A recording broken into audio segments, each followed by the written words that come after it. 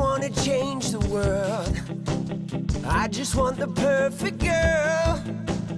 I don't wanna hang around, I'd rather be found. It gets better, I wonder, my pleasure together. Everyone's waiting, anticipating.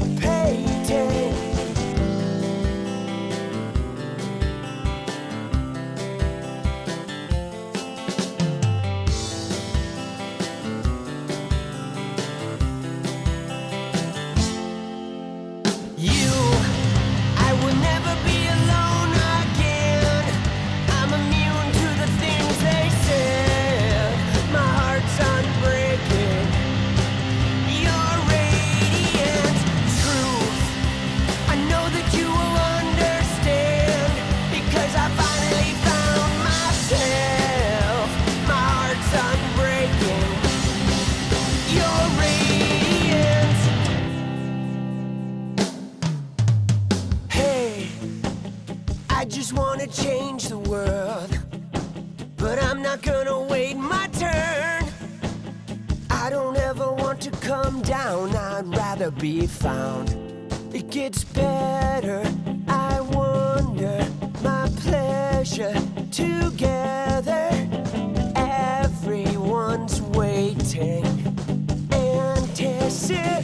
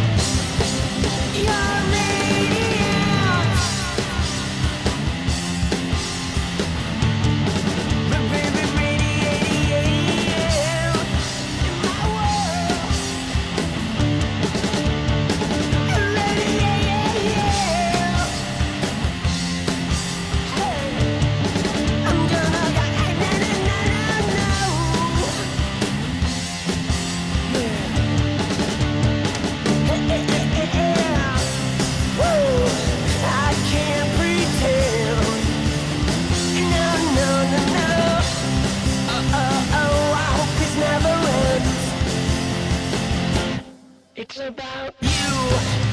I would never be alone again. I'm immune to the things they said. My heart's unbreaking. Your radiant truth. I know that you will understand, because I finally found myself. My heart's unbreaking. Your radiant. You're radiant.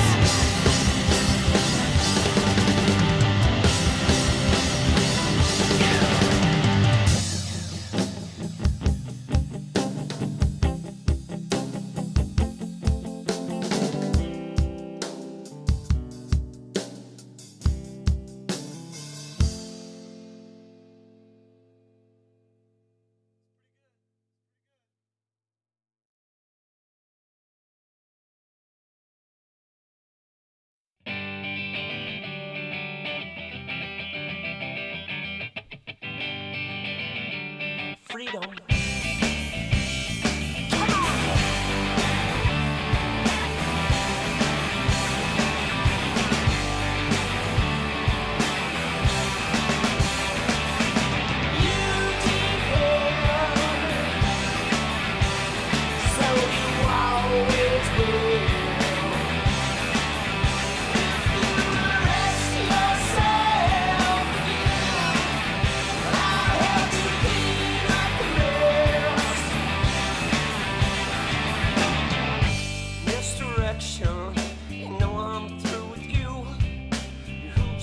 Obsessions always jumping through.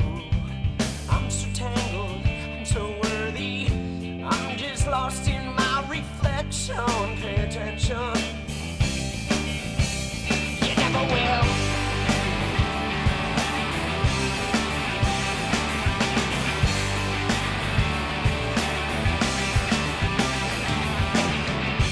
I will overanalyze and fall victim.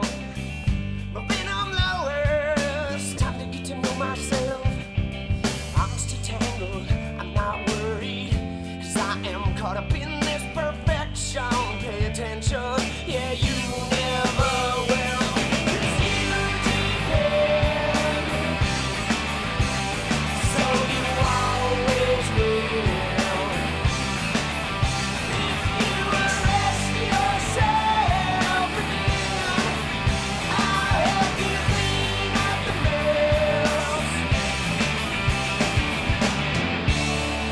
I wonder if you ever did, yeah. I wonder if you ever did like I did. I wonder if you ever did, yeah. I wonder if you ever did like I did.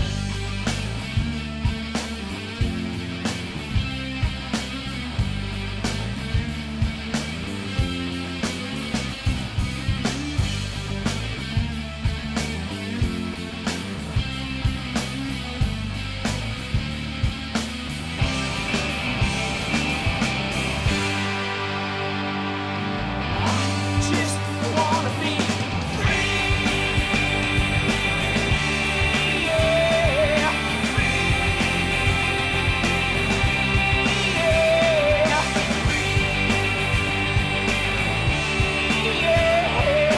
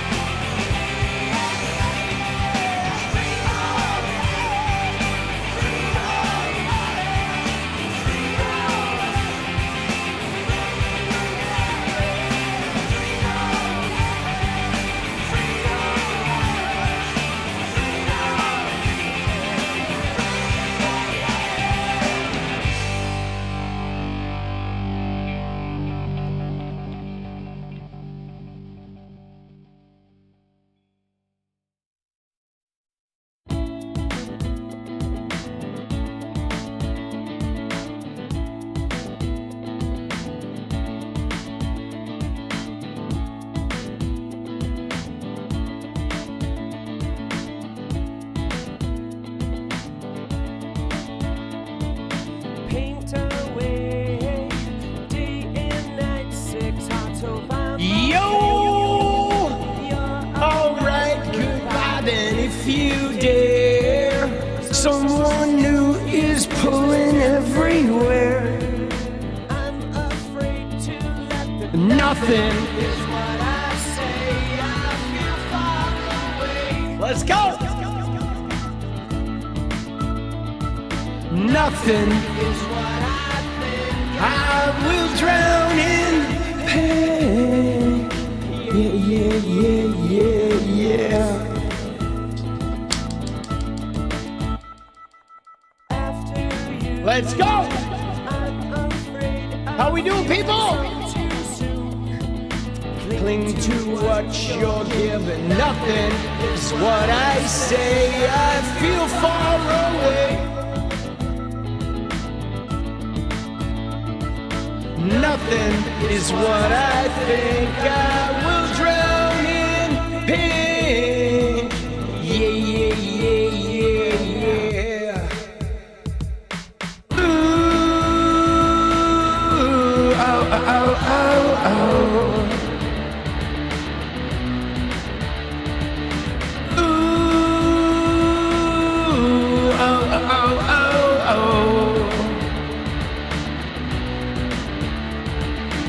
Ooh,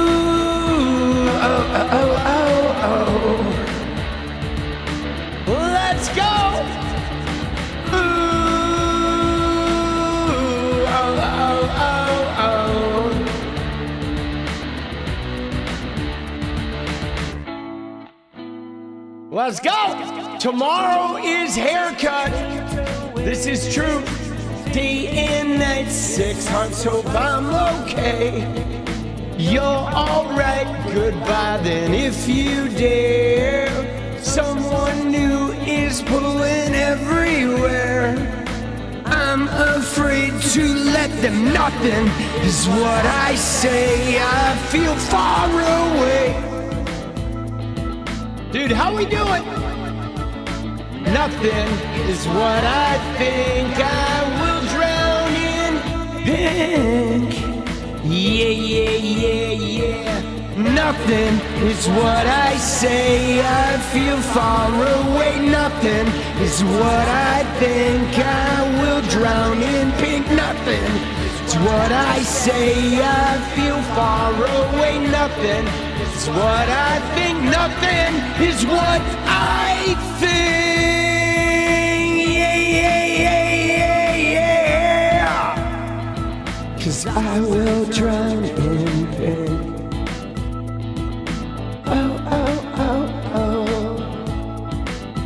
Let's go! Oh, yeah. Dude, all right. Let's fucking go, baby. Oh, shit. Dude, I am so tired, boss. I am so tired. And there's like about 100 things I want to cover tonight because there had not really been a lot of news. You know, like yesterday was kind of a dead day. And I feel like, holy shit, dude, like everything has happened today, right? Everything has happened today. Did I finally sleep? Not really. Dude, it's just been a crazy day. I mean, we got Trump wanting all the Democrats dead. Hold on, let's get in here. So what do we got? We had Trump wanted to kill Democrats, and oddly enough, all of the GOP motherfuckers seem to think there's nothing wrong with that, right? These Charlie Kirk motherfuckers don't have a problem when Trump says he wants to, right? When little piggy says he wants to kill everybody, they go quiet, huh? That's weird, isn't it? It's like, dude, they don't have the Charlie Kirk response, right? Yeah, that's weird. All right. Dude, remember when Biden said something about garbage? And, right? Remember when Biden said something about garbage? And oh my God, I thought they were going to fucking die. They were convulsing in the streets, right? So there's that, okay? With the Trump wanting to kill all the Dems. Then Megyn Kelly comes out of the woodwork in her, she decided, remember earlier she was like, oh, barely legal. Today, barely legal decided to, Megyn told barely legal, hold my beer. Dude, she one-upped it. Oh my God, dude. She one-upped it, right? Like, oh, dude, Megyn Kelly fucking seriously one-upped it. Then there's a video about Riley Gaines that I want to watch, right? That is intriguing, Riley Gaines. Then Ron Wyden is uncovering some gnarly shit, okay? Some gnarly shit with JP Morgan, okay? Yes, 5th place Riley Gaines, the one and only, the 5th and only Riley Gaines. But dude, so the JP Morgan, the financial scandal behind Epstein is heating up. Ron Wyden's been working on this. He's calling for an investigation. Let's see, right? You know what I'm saying? No, the Majority Report video is on the Pablo Torres video. So we're going to watch the Pablo Torres video, Pablo Torre video. So we're going to watch the video that Majority Report was watching, right? Natalie put both videos in the chat, but I always like to watch the source material instead of like watching the commentary on source material. Normally I like to work with the source material. But so dude, so there's what was I saying? What was I talking about? I was just in the middle of a thought and now I can't remember.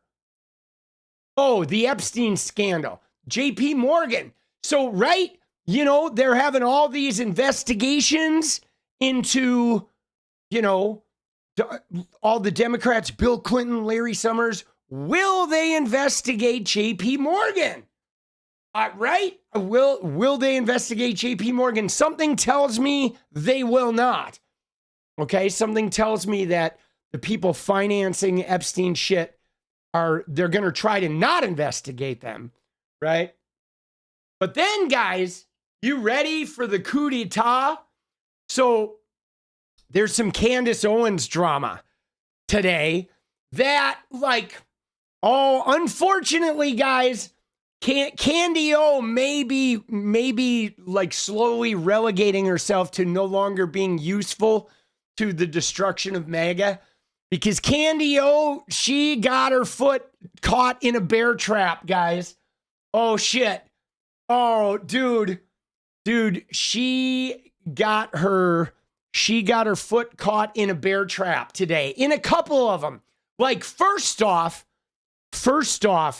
she filmed like a CNN interview, I think, I don't know, a month and a half ago. And that interview came out and it makes Candy look pretty bad because, you know, I mean, it's interesting. She gets caught by the reporter in a bunch of shit, but some of it is like her getting caught. Some of it is they held the interview for like a month and a half. So there's information available now that wasn't available when she was interviewed. So some of it is like setting her up a little bit. But then today, dude, she had something very bad happen to her where I guess she was on her stream and she was dropping some information of fucking some sources. You know what I'm saying? She was dropping some information that her source had identified like an address related to the Egyptian plains. But the address was Candace Owens' own lawyer. So she's like, oh my God, we have this address, this big breakthrough. And it turns out that the address was her attorney that's handling the Macron case. So, like, I don't know how that happened. Like, obviously, we don't think she's probably not vetting her sources very well. She didn't take the time to check the address before she announced it on air. So, dude, oh shit. She is getting, I mean, we knew it was going to tumble eventually, right? You know what I'm saying? I mean, we know that shit's tumbling, right? Oh, fuck. Dude, you like it, Candy? You think she likes it when I call her Candy O? Yeah, dude. So, yeah, we're going to get in there. Dude. All right. First off, look at this shit, though. Dude, look at this. They're advertising for judges on Twitter. The government is advertising this shit. If you are a legal professional, the Trump admin wants you to be a deportation judge, but look what they say: to restore integrity and honor. Like, they're basically advertising that they want red pillars. They want, you know, Trump lackey judges. Look at what they're offering, though. They're going to be paid like more than the representatives, right? They are so desperate, but they're like trying to buy off people. You know what I'm saying? Like, holy shit, dude. Timu judges. Yeah. They're not even going to be fucking judges, dude. They're like, you know, they're just going to be fucking Trump lackeys, right? Why are they so weird? I mean, dude, they think they're so cool, guys. And they have a media landscape that just promotes this shit. I mean, to me, advertising for immigration judges on Twitter, like, really? Really? That's where we're at, Kristi Noem? But I mean, she is fucking her chief of staff. So who's paying this income? You are, Dushan. We are, with our tax dollars, right? They've significantly expanded this department, Homeland Security. So yeah, we're picking up the tab for this. We're going to be picking up the tab for some pork rinds eating redneck inbred legal professional / judge to fucking deport everybody. Brutal. Dude, it is so brutal, right? It is so brutal, dude.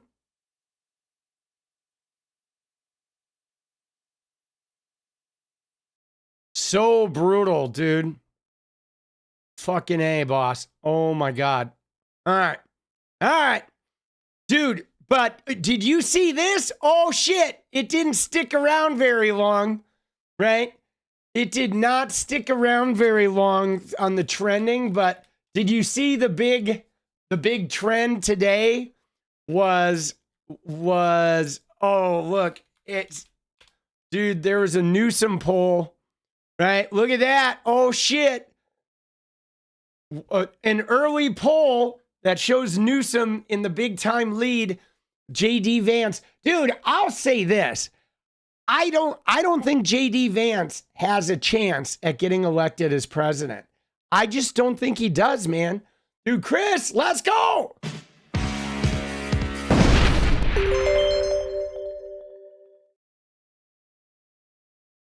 There's no way, dude. No way. Dude, the guy has a personality. The guy has a personality of a fucking trash can, bro. Yeah, I saw that. I saw that Eric Swalwell is running for president, running for governor of California. And let me just say, I'm actually glad to see that, guys. Because, like, I don't know what it is with Katie Porter, right? I don't know what's going on with her because I fucking loved her in the House. But I don't know how rock solid her fucking campaign is. You know what I'm saying? And don't get me wrong, I love Katie Porter. I loved her like several years ago, but like she has had a string of like bad press and you know, complicated public appearances and you know, shit leaking with her like yelling at her staffers. And so I was just worried that she was going to fuck up if she won that nomination. You know what I'm saying? Like, I agree. She shouldn't have run for Senate. The running for Senate against Adam Schiff was a huge mistake. She had a good thing going in the House with her whiteboard. She had those viral TikToks. She should have just stayed there. And I'll be honest, guys, I think I know what happened to Katie. I don't think she's a bad person. I think she started getting high on her own supply, guys. Okay? I think she typical woman. Come on now, boss. We're not fucking doing that shit, bro. Come on now. Dude, come on. Like, slow down there, homie. All right? Slow down. We're going to put you timeout in the corner. Dude, no, you know what it was? I think it was simply a matter of her getting a little high on her own supply. Okay? Right? You know what I'm saying? Because she's very good. Okay? She's very good. She was great with the whiteboard. She was doing like amazing content. But then all of a sudden, oh, okay, you were joking. All right, fair enough. Fair enough. It seemed a little out of character. But you know what I'm saying? Like, I think the thing is, though, is because of her TikTok fame and her like sort of blow up, I think she just got a little ahead of herself, right? And the running against Adam Schiff, like for instance, guys, you ready? Say I'm in California, okay? and I've got these political aspirations in the Democratic Party. Trump is fucking running for president. I'm running for Senate. Adam Schiff is running for Senate. A chief, like, anti-Trump guy with a tremendous amount of political clout in California. You know what I'm doing, guys? I'm canceling my fucking campaign. That's what I'm doing, because I'm realizing if I run against Adam Schiff in a Donald Trump year, that makes me look like an asshole, because he's got such a long history of getting under his skin, and he's a powerful figure in Democratic politics, and he's not the guy to knock off. He's not a Chuck Schumer. You know what I'm saying? And so I would have dropped out and been like, it's not my time. I would have waited until a junior senator drops out. Yes, I would have campaigned for them. I would have partnered with them. So when they decide not to run, I'm the next guy in. Okay. And her, I don't know. I feel like that sort of blew some shit up. And then the loss, now she was out of the house. She didn't have a job. You know what I'm saying? I think it caused a catastrophic, like, what did I just do? And then she didn't have a lot of, like, you know, I don't know, entrenched Democratic support, you know? And I think that happens, though. Like, it's hard, guys, when you start blowing up and you start getting famous, it's hard to not, you know, think, oh shit, it's my time right now. You know what I mean? And so it's just one of those things, dude. Like, you know, like at the Adam Schiff Trump thing, I would have left that alone. You know what I mean? And I it's too bad, because then she was out of the house, right? She didn't have her house seat anymore. Whereas if I was her, I probably would have just stayed in the house. I think I would have just stayed there. You know what I'm saying? And made coalitions and seen if they want to pull you up. But jumping statewide too soon can be a big fucking, yeah, that can be a big problem. Dude, yeah. And it doesn't seem like she has handled it well after the fact. But anyway, you know, more to my point was this. You ready? Is this guy, okay? There's this guy. Look at this guy. You see this guy? Look at this piece of shit. Okay? This is 𝗙𝗵𝗋𝗀. Okay? He's a sheriff in Riverside. All right? You ready? So this guy is, his department in Riverside is the worst law enforcement department in all of California. Okay, this guy's department, he's a Republican, he's a Trump sniff, he's a degenerate kiss ass that is able to raise a lot of money, total ball washer. Okay, he is a ball washer, like, extraordinaire, dude, right next to the fairway, right? And yes, of course it's a Chad. But anyway, this guy is unqualified Trump ball washer, but I was worried that with Katie Porter in there, this guy might have a shot to eke this one out. Okay. This was, so when I saw Swalwell running, I was like, all right, good. That breathed me a sigh of relief. Become a subscriber. Let's go. It is free. Because this guy, dude, I've been laying into this guy. Dude, this guy's bummed though right now. Okay. Let me just tell you right now, this guy today, after Swalwell announced, this guy right now is in a bar somewhere just fucking getting shit-faced, right? Dude, he is, because he was talking trash. Look at him. Look at his big claim, dude. Him, 20%. He's like, I'm winning this thing. Sheriff Bianco leads the field. Dude, look at that. Dated November 4th. Bye-bye, Bianco. Dude, he is a douche. Dude, he's a fucking douche. I mean, you could see what I said. I said, my dick will win governor before you do. Dude, oh shit. Bro. But I was honestly worried though. I was just worried that, you know, Katie Porter was going to like not be able to pull this off. And because I don't know, there's something about what happened to her after losing that Senate race and being out of the House. I don't think she's handled the transition very well. The media has been fucking eating her up. But yeah, now he's going to be in fucking this guy. We can put this guy back where he belongs in the fucking bargain bin. Dude, oh shit. Let's go.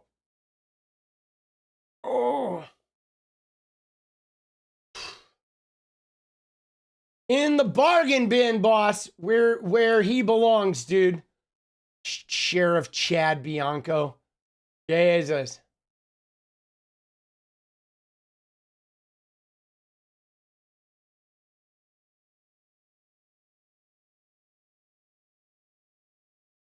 Oh, being an asshole to her staff. I mean, like the thing about Katie Porter is like I think what happened was she level jumped for sure, you know, choosing to leave the House, which was working, and she was building a following. She was building a fan base with her TikToks and her whiteboard, and she had this really quirky thing, but like, then she ran against Adam Schiff, which was political suicide to stay in that race. And she stayed in anyway. And then after she committed that political suicide, then she decides to run for governor. And it was like, you know, how much institutional support do you think you're going to get from the Democratic apparatus after you stayed in against Adam Schiff? Probably not much. You know, they're not going to maybe turn on you, but they certainly, like, she was good in the House. She like left a good thing to do something that wasn't necessary. Like, they didn't need her in the Senate, you know? And so yeah, I think what she needs to do is she needs to bring it down. She needs to bring it down and either run for a House seat again, or she needs to run for a mayor somewhere. She needs to you know, like bring it down a little bit. You know what I'm saying? And sort of rebuild. Yeah, it's tough though, because I thought she was so good in the House. I was just really disappointed because I knew she was not winning in the Senate, right? I just knew she wasn't winning in the Senate. You know, I knew against Adam Schiff, she had no fucking chance, bro. She had no chance. I was like, oh my God, now we're going to have no Katie Porter in the House. I was bummed, dude, because I knew how that was going to work out. I mean, we all did. Everybody, it would seem, except Katie Porter, knew how that was going to work out. You know what I mean? Like, to me, it's just one of the most bizarre. It is one of the most bizarre, like, career moves I've ever seen. And I couldn't tell if she had staff that was encouraging her to do that, because the Democratic Party wasn't encouraging her to do that, or if she just started believing the comments in her TikTok, which is very dangerous, guys. I mean, when I blew up on TikTok, it was hard to keep the ego in check. Guys, I blew up very big in TikTok as a gamer, and you like you get into a bubble. Let me just tell you, okay? You get into a bubble. You know what I'm saying? You definitely get into a bubble, right? That, you know, you got to be careful. But yeah, dude. I don't know, man. But yeah, so I thought the Swalwell thing was fucking good news. All right. So, because now, like, you know,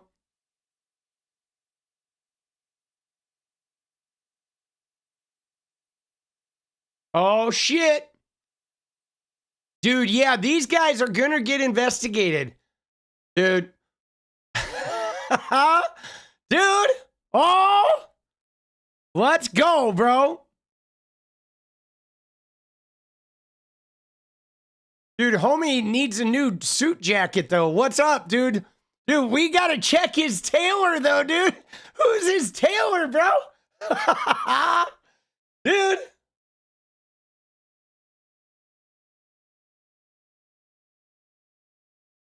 Who is his fucking tailor?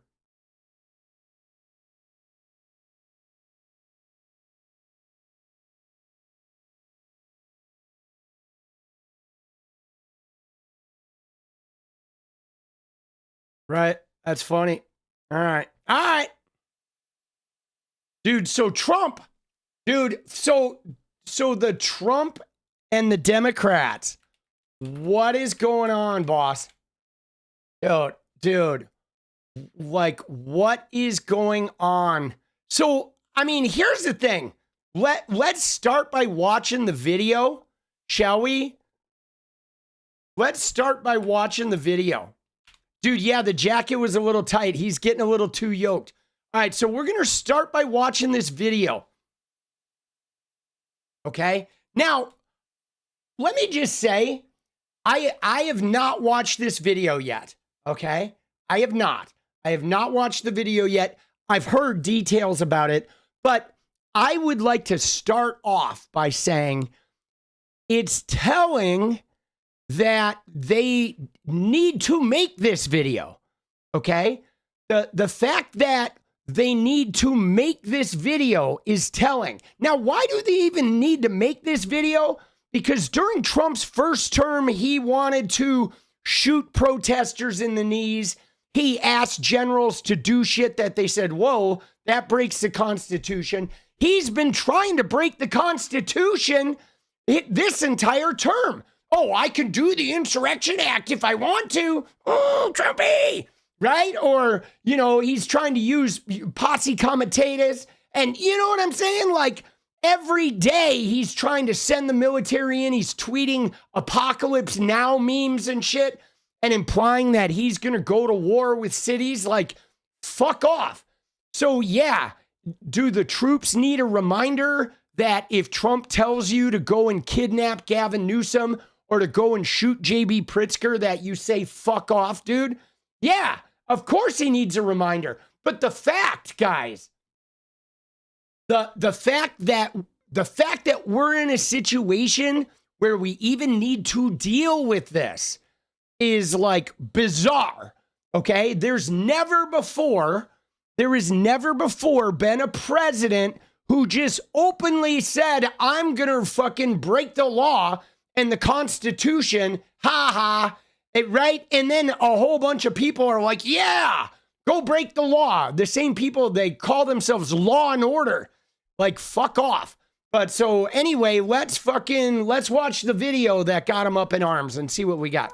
I'm Senator Alyssa Slotkin. Senator Mark Kelly. Representative Chris Deluzio. Congresswoman Maggie Goodlander. Representative 𝗙ecie𝗶𝗆. Congressman Jason Crow. I was a captain in the United States Navy. Former CIA officer. Former Navy. Former paratrooper and Army Ranger. Former intelligence officer. Former Air Force. We want to speak directly to members of the military And the intelligence community. Who take risks each day. To keep Americans safe. We know you are under enormous stress and pressure right now. Americans trust their military. But that trust is at risk. This administration is pitting our uniformed military And intelligence community professionals. Against American citizens. like us. You all swore an oath. To protect and defend this Constitution. And right now, the threats to our Constitution aren't just coming from abroad, But from right here at home. Our laws are clear. You can refuse illegal orders. You can refuse illegal orders. you must refuse illegal orders. No one has to carry out orders that violate the law. Or our Constitution. We know this is hard. And that it's a difficult time to be a public servant. But whether you're serving in the CIA, In the Army. Our Navy, The Air Force. Your vigilance is critical. and know that we have your back. Because now, more than ever, The American people need you. We need you to stand up for our laws. our Constitution, And who we are as Americans. Don't give up. don't give up. don't give up. Don't give up the ship. I mean, dude, what's the problem with that? They were very clear. It even said it on the screen. Don't follow illegal orders. You don't have to, right? You don't have to follow illegal orders. I mean, there's nothing wrong with that, guys. Now, I get why Trump is pissed off about it, because he knows that they're doing it because of him, because he's a shitbag, and because he is trying to blur the lines on that law thing that he doesn't like, right? He wants to be able to, you know, bone saw and fucking, you know, arrest and 𝗙ecie and whatever, trample the Constitution. He wants his little ICE people to be able to go and drag people out of their homes and shit so he can send them to a third-party jails, right? Or just, you know, take command of cities at his whim. Dude, what a dink. But anyway, so his reaction to this was not good. So let's go take a look at his reaction.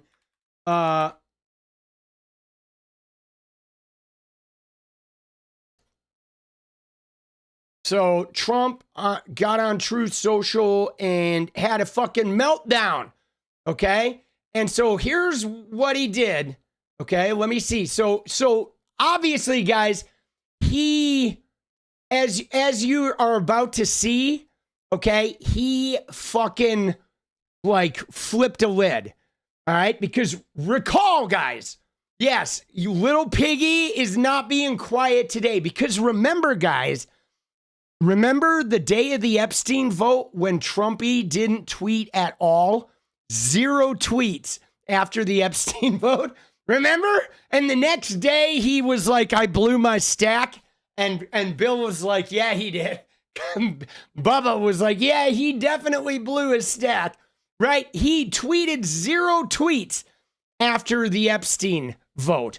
But look at what happens today. Because not only did he tweet about this, but then he started retweeting like all day long. He was retweeting people related to this, okay? Because he was having a fucking meltdown. And I mean, there's a number of reasons why he's having a meltdown, because I think reason number one is I think that video's a reminder, okay? It is a very powerful reminder that, you know, to all of the people in the military that know he's a fascist pig, they're all reminded of that we see you, we know what you're going through. You don't have to follow this shit if it's illegal. I mean, there's some shit going on, even with those firing missiles into the boats, where some people have questioned the legality of that. Hint, hint, it's not legal. You can't just blow up a boat without any due process. You know, I mean, he's fucking cornered rat is a great way of putting it. He is going to lose it, guys. Now, my thing is this, is again, I am all for this. I am all for pushing him and driving him into a frenzy, because the thing about Trump is when he gets agitated, he unravels, okay? He unravels. You know what I'm saying? It's like he unravels. Absolutely, okay? He fucking is going to go down hard. He's going to start flailing. He's going to start overreaching. And then ultimately, he's going to behave in a way that's going to help us win the House, okay? That's, because remember, that's the goal, guys. We win the House, and it's over. His administration is over. It is effectively even more done than it is now. I believe it ended with the Epstein vote, but once the House has been won, he is done. So is ICE. Holman, Newsom, they will all be investigated, right? Christie Newsom and all of her financial improprieties and Holman's $50,000 in the paper bag. All of that shit. Pam Bondi, when we win the House, dude, they are all going to be fucking under lock and key, bro. It's gonna be the end of the end. And Trump knows it. He knows it. Now, the thing is we want him to unravel and so he can help us win. Okay, but so look at what he says. He starts with this, saying it's called seditious behavior at the highest level. Each one of these traitors to our country should be arrested and put on trial. Their words cannot be allowed to stand. We won't have a country anymore. An example must be set. Okay, so the first thing he does is he calls for right? The first thing he does is he calls for them to be arrested. For what? Saying you don't have to follow an illegal order?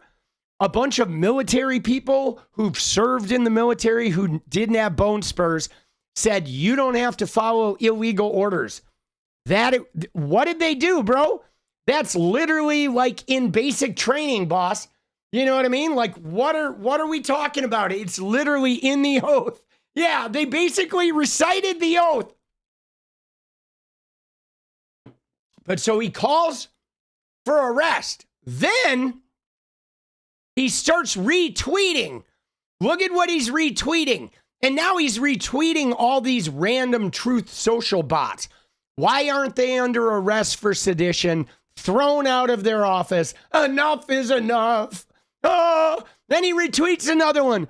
It's called a seditious conspiracy, and every one of them should be frog marched out of their homes at 3 a.m. with Fox News cameras filming the whole thing, dude. Dude, who are these like random fucking Truth Social accounts? Like, dude, think about this. The president isn't even on a regular fucking social media network. He's on his own social media network. He's such a fucking loser. He had to create his own network of Trump worship. Okay. And then another one, I think they should be charged with sedition. Also, save those tapes and run with them when the next demo commie is in office. All right, whatevs. Domestic terrorist Democrats always causing chaos and destruction, destroying people's lives. Dude, how do they go from you don't have to follow illegal orders to destroying people's lives? They're all, Eric, dude, this might be the Trump family, okay? Another one, anything these traitors disagree with is what they consider an illegal order. They are all a disgrace to their uniforms. But see, this is so not true. This is the way Trump operates. But the fact of the matter is the law is pretty clear, bro. There's an entire legal department, guys. In the government, there's a really good legal department to run shit by. Hey, can I bomb this boat? No, sir, you may not. That's illegal. Oh, okay, I'm not going to bomb the boat. Thank you. I mean, dude, it ain't rocket science, okay? You know, and they can be brought to justice under the UCMJ, get busted down or dishonorably discharged and lose their career and benefits. Step right into that shit. That's the ticket, okay? Another one, if they don't follow orders, they should be fired. Now, all of these are from under the Washington Examiner post, okay? And then it says the Dems are getting closer and closer to being on their way out. Oh, but they're not. Dude, we just smashed the election, but thank you, right? Those Democrat veterans took the same oath I did to defend this country from domestic enemies. It's a lifetime commitment. What should they do? What should the American people do when the domestic enemy is them? Oh, interesting, right? Dude, oh, fuck, bro. And then he goes into some Obama shit. Traitors. Then look at this one. Hang them. George Washington would. So now Trump is retweeting hang them. Like, that's interesting. I thought we were like against political violence, right? You know what I'm saying? I thought we were against political violence, guys. What's going on? Why, right? What is going on, dude? Why? I mean, this is a problem, okay? Can't Trump pardon these people like Bondi or ICE? So Marisol, thank you. So the thing is investigations is what I talked about. We don't care what Trump's gonna do. like to Bondi and ICE. It's not about pardons. No one's getting fucking arrested. No one's getting jailed. The House is going to investigate them. Okay. So the whole point is just investigating them. All right. And that is putting their ills out into the world. And then once they're out in the world via those investigations, if laws have been broken, states can charge them. But the point is the investigation.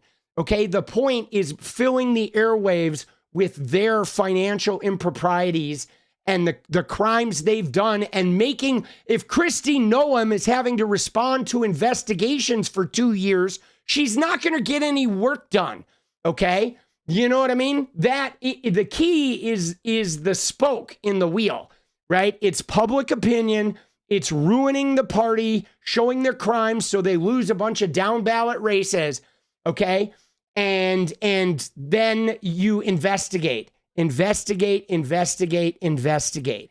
because we know they've committed crimes, right? We absolutely know they've committed crimes. I mean, Holman, the fucking paper bag, 𝗙cie𝗶𝗹𝗶 has been moving money around. There's jets coming in. There's the Qatari jet. There's Trump's crypto deals. I mean, my God, there's so much shit, right? There's so much sus stuff that's going on. But it's that investigative power that allows you to put it into the public opinion, right? You know, and ruin the rest of his administration, right? Get ready for that 2028 election. You know, it's pretty hard to go vote for a party enthusiastically when a whole bunch of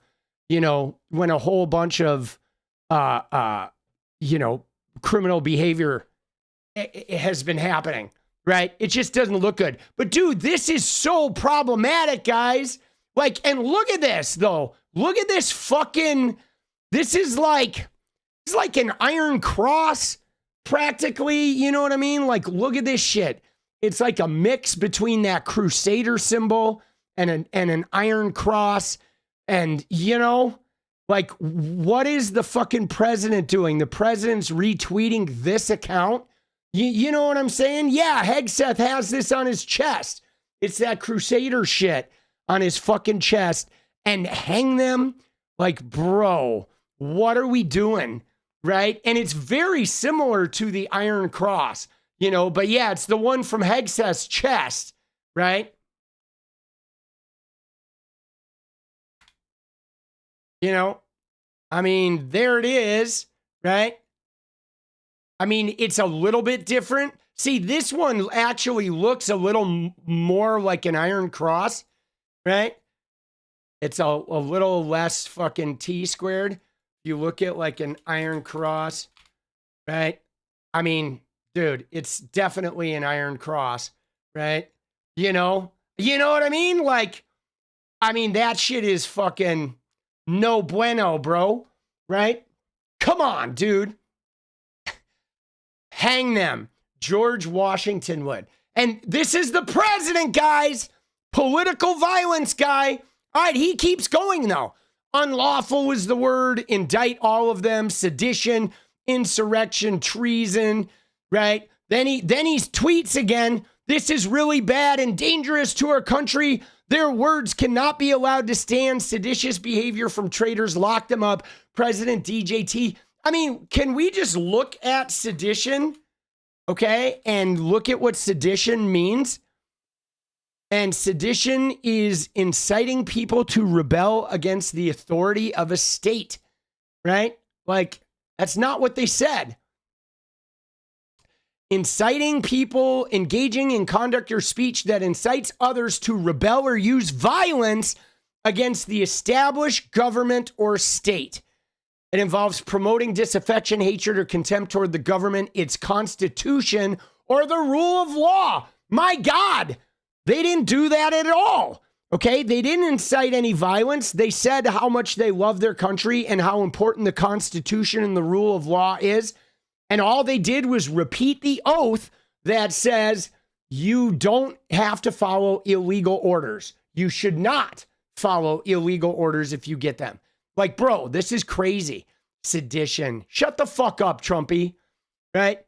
seditious behavior. Oh, and then he one-ups it, right? Now he goes, okay, after retweeting all those and retweeting someone else, he says himself, seditious behavior punishable by death, okay? Then he fucking goes into Larry Summers. Then he retweets something about Elon Musk. But as you see, dude, all of his tweet activity today was a fucking freak out, bro. Oh my God, dude. Isn't that funny? Oh shit. Why aren't we impeaching him? Because the Democrats don't control the House. Okay? Dude. So, I mean, this guy, what a piece of trash. Okay? Now, what's crazy though, you ready? Hold on. So, first off, we're going to do our dance party goal. You ready? Let's get our dance party goal. You guys ready for a dance party? We're going to need it, boss. Jesus, we're going to need it. All right? Let's go. We're going to go 45 dance party. See, what I thought was interesting, guys. There it is. Let's go. What I thought was interesting was how people who made a big deal about Charlie Kirk were reacting to this. Okay? That's what I thought was interesting. All right? Because like Matt Walsh, do you see what the U.S. Coast Guard policy is? I did, Raider, about the symbols. Yeah. No, and we should look at that too. All right? But so what I was going to say is one of the things I noticed was Matt Walsh, right? Right-wing fucking wingnut was very, look at what he did, right? Says President Trump does not want to execute members of Congress, White House says. And Matt Walsh, most disappointing flip-flop of all time. Now, this is the guy who made a huge deal about Charlie Kirk and celebrations of political violence. And this guy's like, oh, look at what he's doing. He's like, oh, yeah, no, we wanted the president to say he wanted to execute people. Piggy dance party, let's go. Let's fucking go, baby. Dude, yeah, and it's a bullshit statement. Dude, Trump wants to kill them all. Well, let's check in with people. Okay? Let's check in and see if these guys had a problem, right? Because the TPUSA people, Andrew Colvett. Let me just tell you guys, you ready? So these guys just went through this thing where they're like, oh my God, political violence. They killed Charlie, whoever they is. So I would imagine Andrew Colvett would be like, whoa, President Trump, you need to tone it down, bro. We just lost Charlie Kirk. And now you're calling for death of people in Congress? Like, this political violence has got to stop. Let's see if Colvett tweeted about this. Right? I'm not seeing any. Oh, look at what he says. Okay, he says you encourage the military to refuse orders from the lawful civil authority, which is flagrantly illegal. Trump is the commander-in-chief, not you. You were advocating for the third worlding of the U.S. government, where a military junta, dude, Jesus, could simply choose, seize, control. It's the definition of sedition. You don't get to define what an illegal order is. The law does. And when there's a dispute, the courts decide. Dude, what a fucking dink, bro. Right? What a fucking dink. Hold on.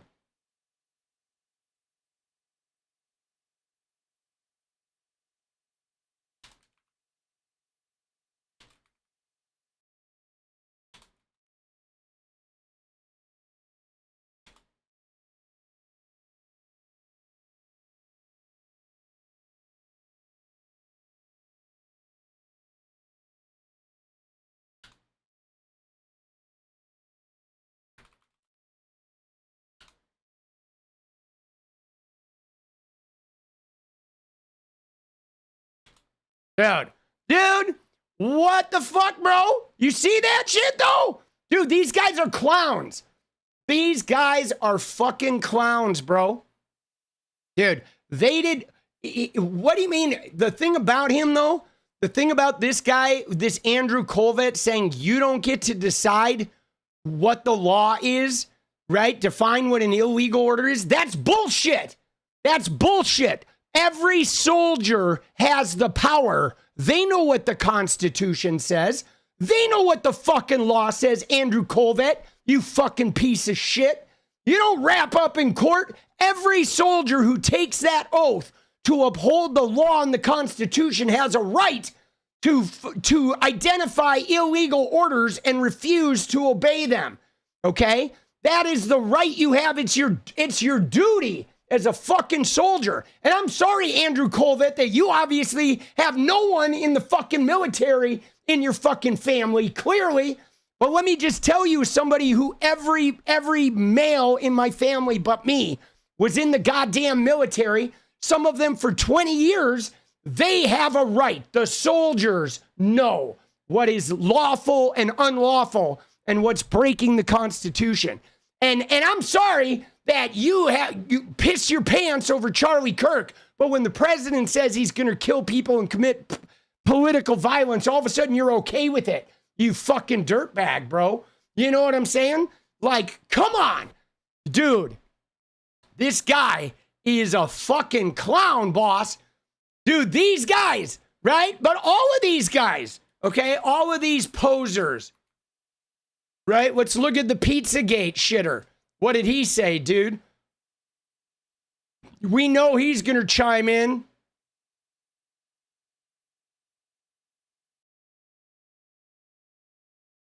Dude, look at these guys, dude. I'm sorry. I have to stop right here. But dude, can you imagine, like, honestly, honest opinion here, how down bad do you have to be to look at these two fucking guys, a guy wearing a brick suit, and for these are your, like, influencers? Like, bro, you need to get help, dude. Dude, who's the guy in the Mario suit? Dude, it's brick suit. It's, dude, wild card. This guy makes Muppets look human. Dude, he's supposed to be Trump's wall, okay, is what he is. He made a suit out of bricks like he's the wall that Trump never built, mind you. He is a walking, like, caricature of this promise that Trump made that he failed to deliver in his first campaign. And this has become his whole identity, dude. Dude, he has. This is it, bro. This is his identity. He's like a cartoon character. Dude, he's like the Dr. Disrespect of politics. Just a total Chad that is probably, you know, skeezing on the young ladies too. Just fucking massive L, bro. Massive. Right? Like, oh shit. Dude, but look at this. This is your fucking, right? Like, I got to screenshot that. Like, dude.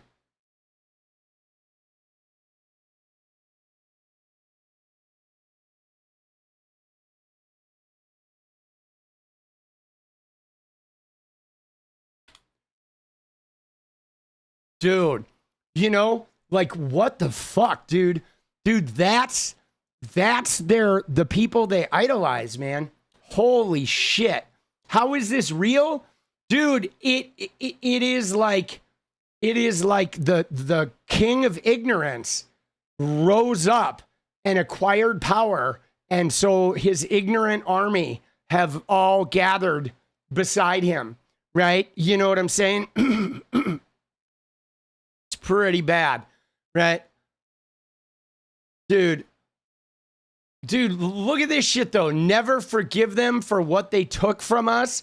Like, you know, like these people, the shit that they get worked up about. Like, oh my God, because of COVID, they got rid of like buffets or whatever, and they're like, never forgive them for what they took from us. Like, really? Like, you lose a buffet?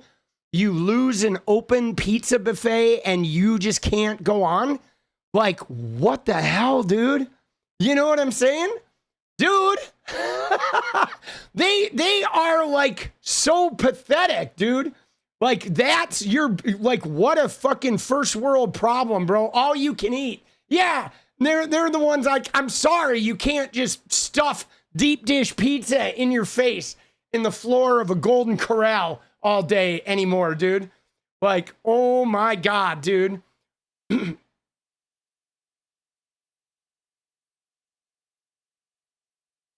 All right, where's your thing? Oh, look at this. Look at him. I hear the Democrats are suddenly upset about political violence. He does the empty chair.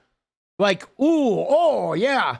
Dude, well, the Democrats experienced political violence actually before Charlie Kirk there, you dumb fuck, 𝗙ecie𝗶𝗶𝗹𝗀. But you don't know that because you don't actually give a shit about anything. You know what I'm saying? You don't give a shit about anything but your own shit, right? Yeah, their priorities are all messed up, right?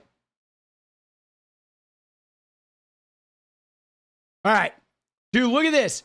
Me, when I see Christmas decorations up before Thanksgiving, I guess he's finding it humorous. So to him, he thinks it's a big joke. The political violence is a big joke to them. But like, oh, if you say anything about Charlie Kirk, though, like, look out. He's going to melt. He's going to melt. Look, right? And he takes a racist shot at Ilhan. Okay. So yeah, they're all of a sudden they're fine with it. They're fine with the violence. Isn't that interesting, guys? I'm sure Tyler Boyer thinks the violence is pretty cool too. I don't see anyone denouncing it. Dude, what the fuck is this guy's head, bro? Dude. Dude, what is going on? Is it just me or like there's something wrong with this guy's head, right? Dude, what are we doing? I mean, I know that I'm probably not the one to judge with the hair but like, at least my hair's like normal. What the fuck is this, dude? Dude, this guy has an alien thicket. He has an installed thicket on his head, bro. Wow. And it's like dyed like jet black, bro. Oh, is this guy for real? Oh my God, he is, dude. He is like the Wayne Newton of... Dude, that is funny, bro. All right. I think something about the lighting here, dude. Yeah, hair. Dude, he's got the chin, too. Dude, he's got the chin implant and the hair helmet, bro. It's Lego hair. His father's an executive at Lego.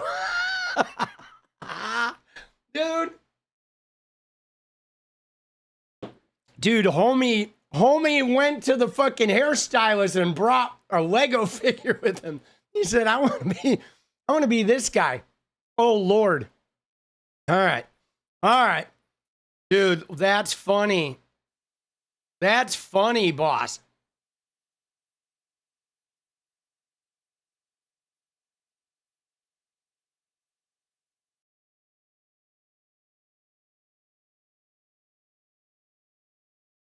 Dude, you see this? Look at this. Too many red states have been unhelpful in fighting back against Gavin Newsom's robbery of congressional districts. Isn't that wild? Like, Texas redistricts, and they just forget about their shit. Like, they're such liars. You know, like, at least Gavin Newsom is like, dude, I'm only doing this because they're redistricting in Texas.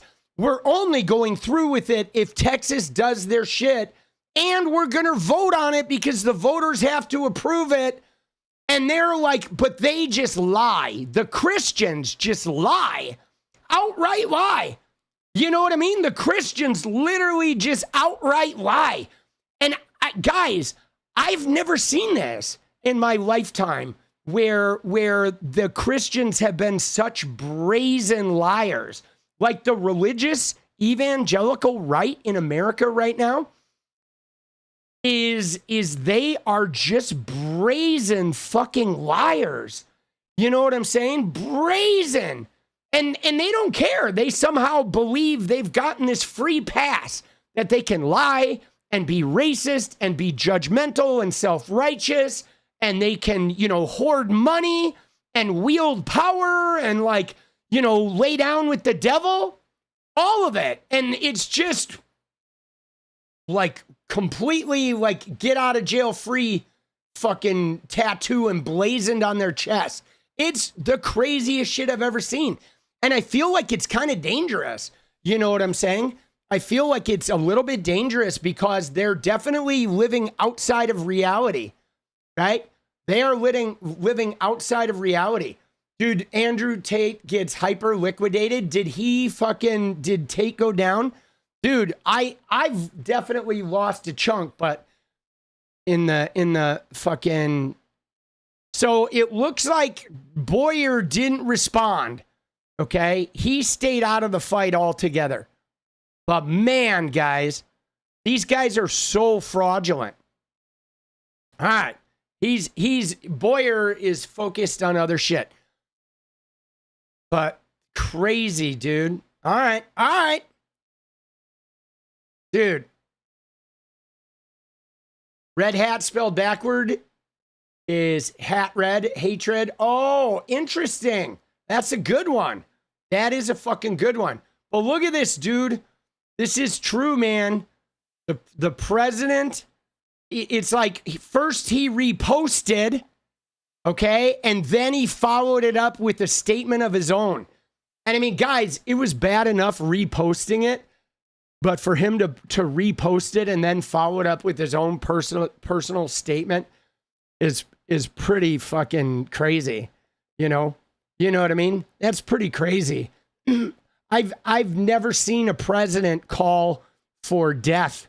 And what's wild about this is like most of these Democratic lawmakers supported their Charlie Kirk bullshit and were super respectful with that stuff. And he's still ramping up the political violence.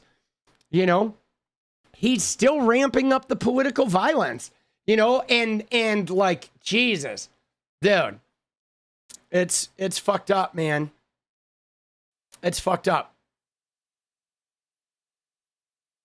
Yeah, and there it is. Trump, who says he's against political violence, he is not, is spending the morning calling for members of Congress to be hung or put to death for saying the military should ignore unlawful orders.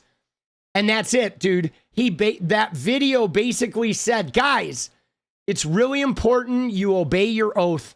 Let the oath be your guide.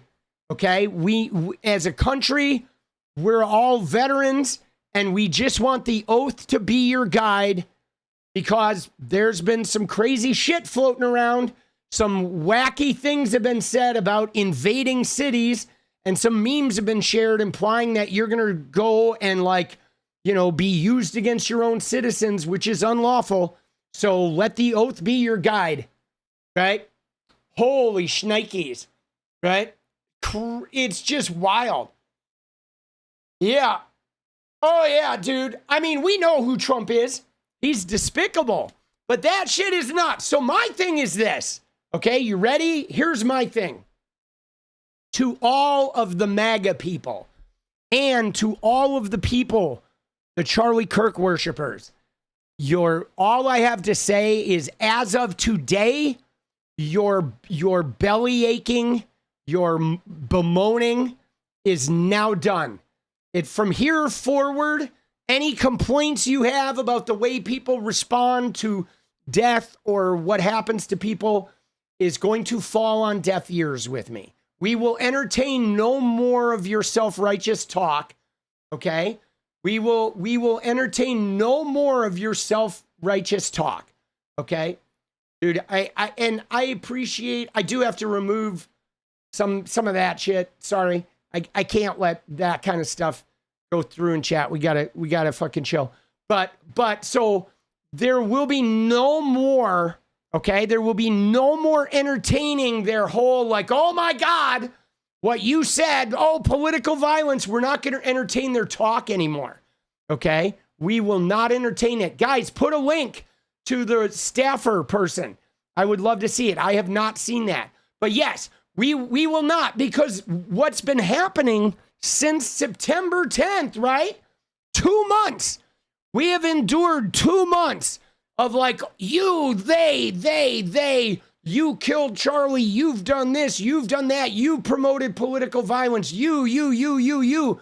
Now your leader, the de facto leader of your party, the guy who sets the tone for all of us, has now established what the tone is, okay? And the tone is he's calling for the violent treatment of lawmakers in the country that he doesn't like for reciting the military oath, essentially, in a video. So you're done, okay? You are done. You are done. We're not going to, like, entertain your fantasies about your moral code anymore, okay? No more, boss. No mas. You're out. You're out. Let's go.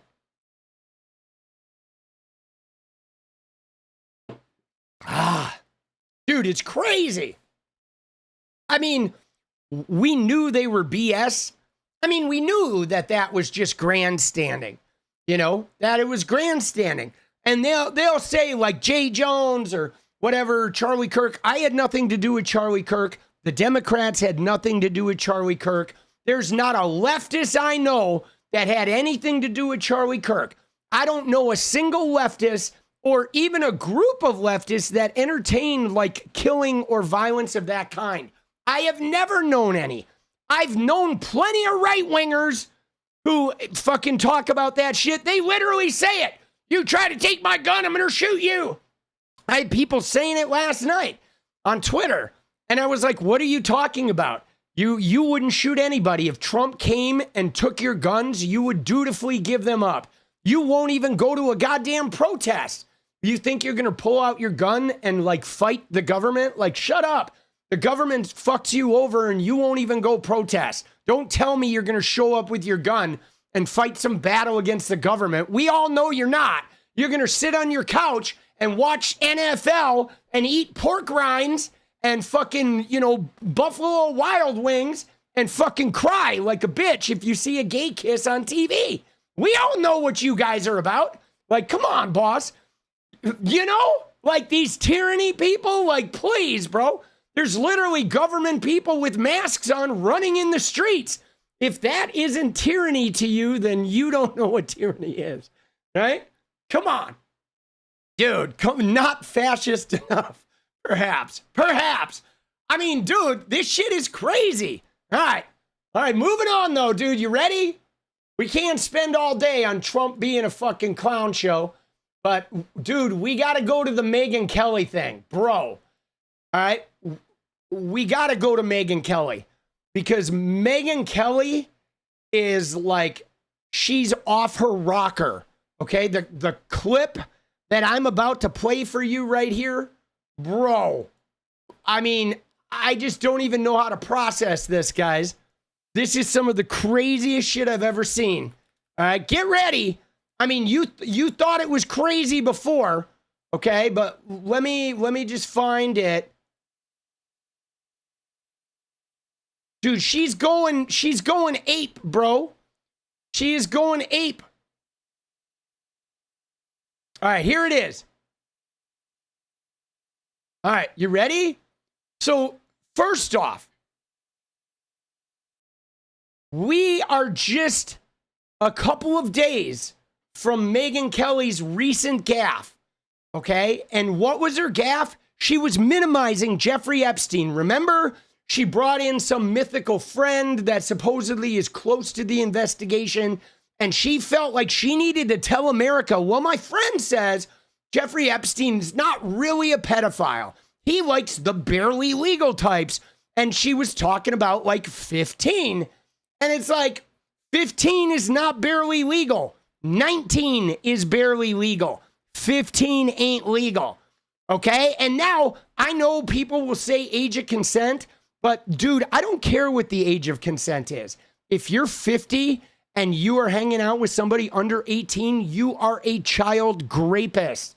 It doesn't matter what that age of consent is. That age of consent was created by a child rapist to allow you to be a child rapist. But the end of the story is 18 is adult. Period. Okay? Period. Okay? That's it. And there's no ifs, ands, or buts around that. And everything else is BS. But her calling 15 barely legal. But now, look at what she says here, guys. Yeah, it's 18 and 19 is barely legal. But look at what she says here. Okay, you ready? Watch this. There is not a single woman who has said, yes, I was trafficked by Epstein to Trump. There's one who says Trump walked into a house with Epstein and allegedly fondled her upon meeting her. Okay, that's the best they have so far. And they're waiting for some sort of smoking gun in these materials. So I think Trump did his 180 because he had to. He knew he was going to lose it. All right, let's listen to that one more time, guys. I know you're wondering, wait, did I just hear that? There's no way I just heard that. Yeah, let's listen to that one more time. There is not a single woman who has said, yes, I was trafficked by Epstein to Trump. There's one who says Trump walked into a house with Epstein and allegedly fondled her upon meeting her. Okay, that's the best they have so far. And they're waiting for some sort of smoking gun in these materials. So I think Trump did his 180 because he had to. He knew he was going to lose. Dude, so there's not a single woman who said, yes, I was trafficked by Epstein to Trump. But there's just this one who Trump walked into the house with Epstein and he allegedly fondled her upon meeting her. And that's the best they have so far. So Megan, just hold on. Let me check my fax meter here. So you're saying nobody said they were trafficked, but somebody is saying Epstein and Trump came in and Trump SA'd her. Okay, Trump sexually assaulted her, and you consider sexual assault just like that's okay now? Trafficking bad, but sexual assault is just like, oh, that's like whatever. Like we're not even worried about that anymore. Dude, what are we doing, bro? What are we doing? Like this woman was like spoke up against Bill Riley, guys. Right? Like, what are we doing? And again, though, Trump, she says allegedly fondled her upon meeting her, but Trump himself has said he grabs him. He doesn't even ask. He just grabs him, right? They let you do it when you're famous. You know, you're so popular or whatever. Isn't that insane? Is that not the most insane thing you've ever heard in your life? Okay? Dude, it is like unfucking believable, bro. Right? More emails just came out. Dude, that is insane. All right? All they have on Trump is that he walked in with Epstein and he SA'd a woman. That's it. That's all they have. Right? They don't have trafficking. They've just got this SA thing. Dude, that is some crazy shit, boss. That's where we're at. Do we have new Epstein emails? Somebody said?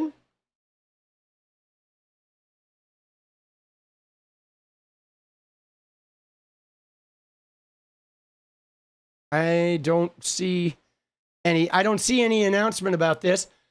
You're going to have to fucking pony up with a link. It does not seem like there is any fucking, nobody's talking about that. So I think that's probably a not.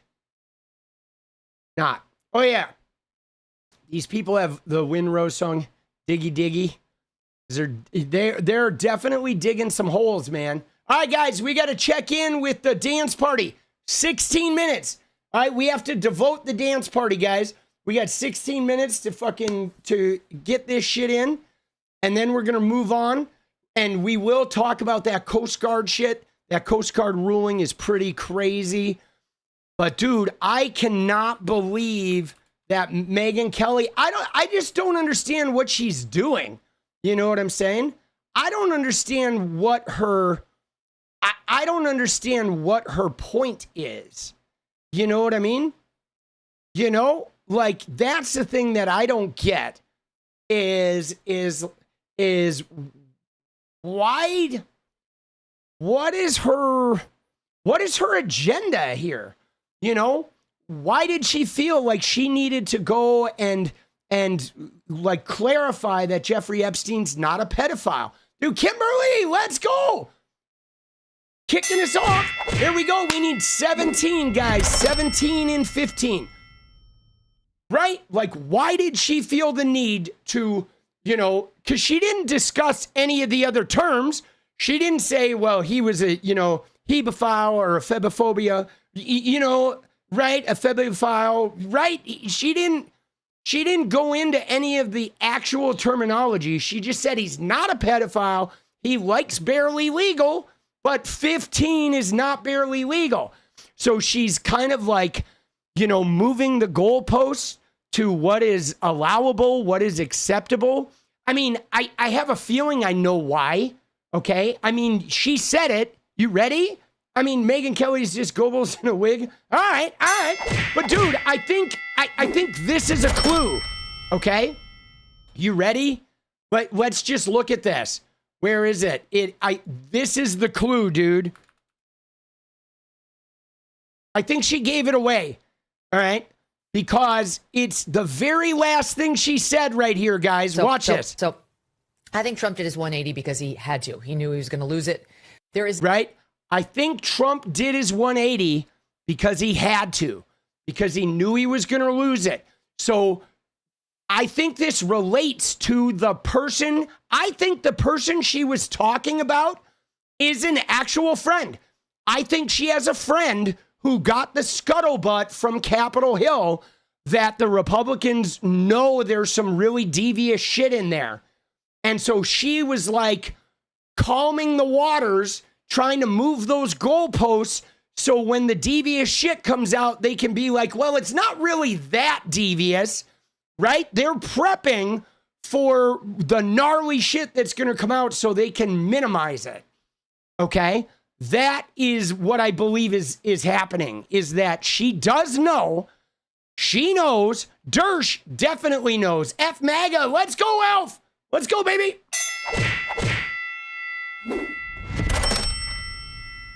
You know what I'm saying? She definitely knows. And so, I mean, they're bracing because Trump did not want those files out. We know he didn't. If he wanted them out, he could have released them before the discharge petition. You didn't need to take a vote. At any time, he could have like drafted a letter and had all that shit released, right? You know what I'm saying? Megyn Kelly's views have gone down. Have they gone down? I would hope they've gone down. I don't know who would watch this shit. You know what I'm saying? Like who would even watch this stuff? This is, you know, I mean, and it's weird because there's shit coming out, guys. You know, we're kind of going through this because now everybody who ever talked to Jeffrey Epstein or everybody who ever reached out to him is coming under fire. And everyone's like, right, they're looking at Plaskett for her text messages. Ironically, they're not really giving Michael Wolff that hard of a time. Certainly not as hard of a time as the black woman. But like, dude, there's going to be people who interacted with Epstein who didn't harm kids. Okay, there are. There are going to be people who used him for dirt on Trump. There are going to be people who used him for money. Okay, and you know what I mean? And I mean, this web is complicated. Okay, it is. I mean, it's just like Harvey Weinstein. Okay. Harvey Weinstein's a fucking pig. He was an abuser for like 30 years. Now, I'm not going to stop watching Miramax movies, you know what I mean, of my favorite directors. And there are directors I know who fucking got their careers via Harvey Weinstein. And like at the time, people just couldn't come forward.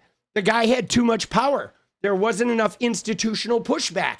And I mean, looking at it retroactively is really difficult, okay? Because surely if there's a Harvey Weinstein today, there are going to be some people who are going to speak up. Okay. And so, like, I mean, everybody's allowed, I guess, to decide where their dividing line is. But I just don't think it's an absolute. Okay. I don't think it's an absolute, guys. There's and what's more, guys, is we didn't all have all of the information. Okay. Somebody in 2018 didn't have the same information on Jeffrey Epstein as somebody in 2022. Okay. So you may have somebody who takes a business meeting with them in 2018 that just knows that he pled guilty to a prostitution charge, but they don't necessarily know about the whole extensive network. I mean, it's hard. It's going to be hard. We're not going to be able to sift through it all. But this shit, though, this shit is like not even about like having fucking, you know what I'm saying? This isn't even about having contact with him. This is about actively like saying, yeah, Trump SA'd someone and that's all they got. Or like, yeah, no, these 15-year-olds are barely legal. It's like, dude, what are we doing, bro? You know what I'm saying? What are we doing? Dude, Nick Fuentes is attacking Megyn Kelly for this? Is he attacking? I mean, dude, the right people, the right wing are going to eat. They're going to eat it. They're eating each other right now. And they should, man. You know, they should. But dude, this is crazy.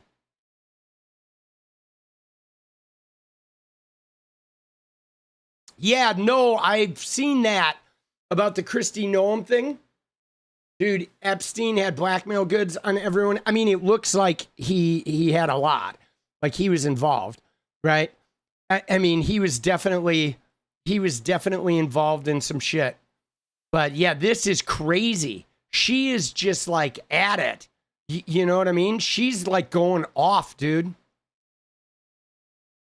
Right? Right? And I mean, look at that. Right there, she's like obsessed. You know what I mean? She's like, I don't care about Trump getting handsy with somebody 20 years ago. I want someone who will close the border and someone who will keep boys out of my daughter's sports, which he has. But she doesn't seem to care if her daughter gets raped by the president or a barely legal loving guy like Jeffrey Epstein, like Megyn. The fuck, bro? Dude. Megyn told Levin that he's going to get people unalived. For what? Why is he getting people unalived? Dude, they're all... Oh, here we go. Where she criticized Levin for overusing terms like Nazi and anti-Semite. Okay? So, oh, do we have it? All right, let's see what we got. Dude, dude, let's watch this clip. As long as we're here, as long as we're on her, let's just pile in, boss, shall we? If you really think that Nazism has taken over America, you belong in a straitjacket in a rubber room. Like, you need a lot of help. I'd like to pause there before we get into this, because he said, if you think Nazism is taking over, you need a lot of help. But guys, can we look at what the Coast Guard did today? U.S. Coast Guard will no longer classify swastikas, nooses as hate symbols. That happened today. Today, the U.S. government said, you know, the Nazi symbol, it's not a hate symbol anymore. So if y'all like put some Nazi symbols up on the wall, not a hate crime. We're just gonna, dude, how dumb is that fucking guy, bro? Like, hello? Dude, and the nooses, and also now the Confederate flag is no longer a no-no, right? They're bringing the Confederate flag back. But, bro, he's literally just said, if you think Nazism's here, you're mentally insane. Dude, what the fuck, bro? Hold on.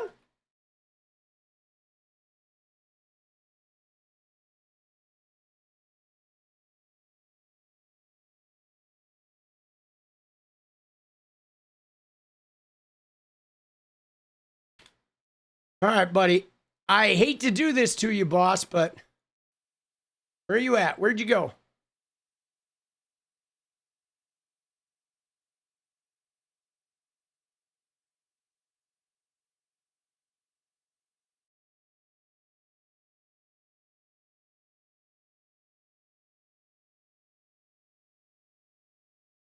Oh, we got to go to the fucking, we got to go to the original.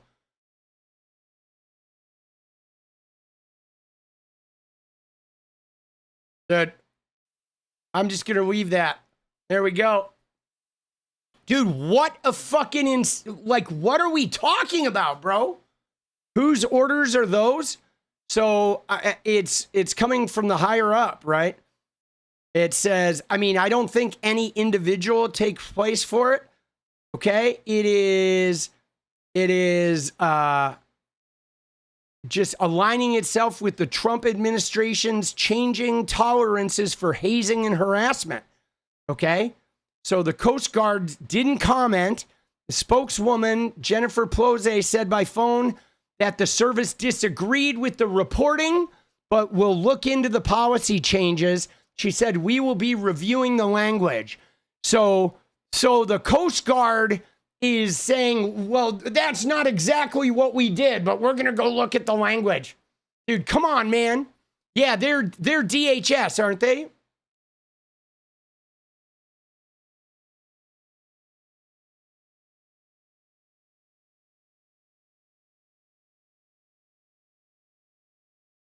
DHS. There it is. During peacetime and Department of the Navy during war. So yeah, so it's Kristi Noem and company. Kristi, right? Dude, I did not see that coming, did you? Actually, I did see that coming, actually. All right, here we go. If you really think that Nazism has taken over America, you belong in a straitjacket in a rubber room. Like, you need a lot of help.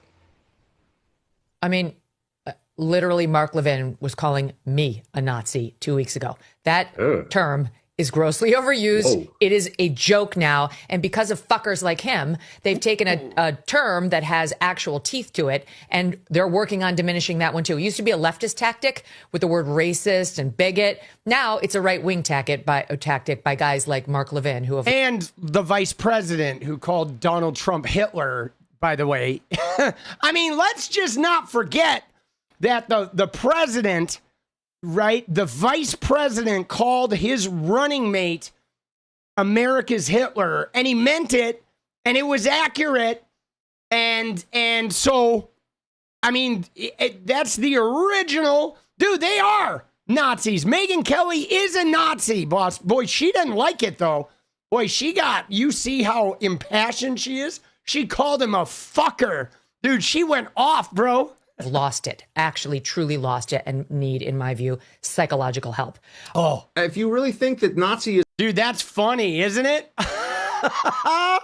Dude, like, come on, bro. Oh my God. All right, so they're doing battle. Dude, a Nazi says there isn't any Nazis. Let's go, dude. This political punk does know his shit. I do indeed. Let's go. Thank you. Stop the stupidity. All right, guys, we got 3 minutes. Oh my God, dude, we need 14 in 3 minutes. I don't think we're gonna make it. We may have to just like kill the clock and start over. Fucking A, boss. Oh shit, dude. I let the timer go. I got distracted. Now's the time, dude. 2.5 minutes. 14 for dance party. Oh, shit, boss. Whoopsie. Oh, fuck. Symmetrical. Stop the count. Dude, the count is in route. Oh, shit, boss. Dude, that is crazy. All right. Oh, my God.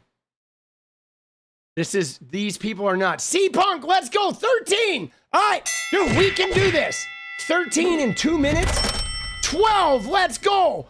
Oh my God, dude. Let's go, dude. Alfred, let's go. Holy shit, bro. Let's fucking go, dude. We can do this. Later, Trumpy. Dude, Alfred, you crazy, boss. The OP. Dude, I love it. Dude, I love that little fucking, is that a hippo? It is, isn't it? It's a hippo with a rocket launcher. Dude, Steve, let's go, dude. All right, we're down to, we have like 11 more, dude. Stop the stupidity. Let's go, dude. Kim in, let's go. Dude, Angel. Oh, shit. Let's go. 1 minute. 1 minute. 8 more. Oh, we can absolutely do this. All right, 1 minute. Dude, fucking 103, 102, 101, 6 more. Oh, shit. 𝗙cie_𝗠𝗆 coming through. Dude, stop the stupidity coming through. Let's go. Dude, Green Ghost. Oh, there it is. 50 seconds. Dude, Steve, more. Let's go. Oh, shit, dude. 4 more in 44 seconds. Holy shit, dude. We're coming down to the wire. 4, 39, 38. Here we go, dude. What an insane come from behind victory. This is like 1970s Oakland Raiders. 3 more. 2 more. Oh, there it is. LFG, my dude. Thank you, Andre. Thank you. Stop the stupidity. 1 more. And there it is. Oh, dude, Hype Mobile and Steve. Give me few. 𝗙𝗎𝗶𝗶𝗪𝗓. Dude, mail-in ballot. Oh, shit, dude. No way, bro. Let's go, dude. Holy shit. We're coming in, dude. Yeah, the mail-in ballots coming in after midnight, dude. We do not stop the count, by the way, guys. We will accept your ballots until the end of stream. Dude, Thomas Paine, let's go. Oh, shit, dude. Stop the stupidity. Coming in with another one. Dude, we got fucking Pinky. Let's go. And Battlefield Boxing MMA. Let's go until there's no maggots left. Dude, I vibe with that. Oh, shit, bro. Oh, let's go. Dude, let's fucking go. All right. Dude, I got to admit, guys, I thought we were cooked. Dude, you're the best late night podcast. Thank you, Beard. I appreciate that. That means a lot. Dude, it means a lot. I mean, I like being a late night guy, but fucking A, bro, we did it. All right. Now we're talking. Dude, and again, dude, I got to give fucking Alfred, dude, the big thanks. We're going to fucking, I love that little hippo, dude, with the rocket launcher. I mean, come on, bro. That shit is cool, dude. Dude, that's amazing. Let's go. Dude, that shit is unbelievable. Republicans are the big tent. Yeah, the pedos, Nazis, rednecks, grinder crashers, etc. Dude, this is fucking wild, boss.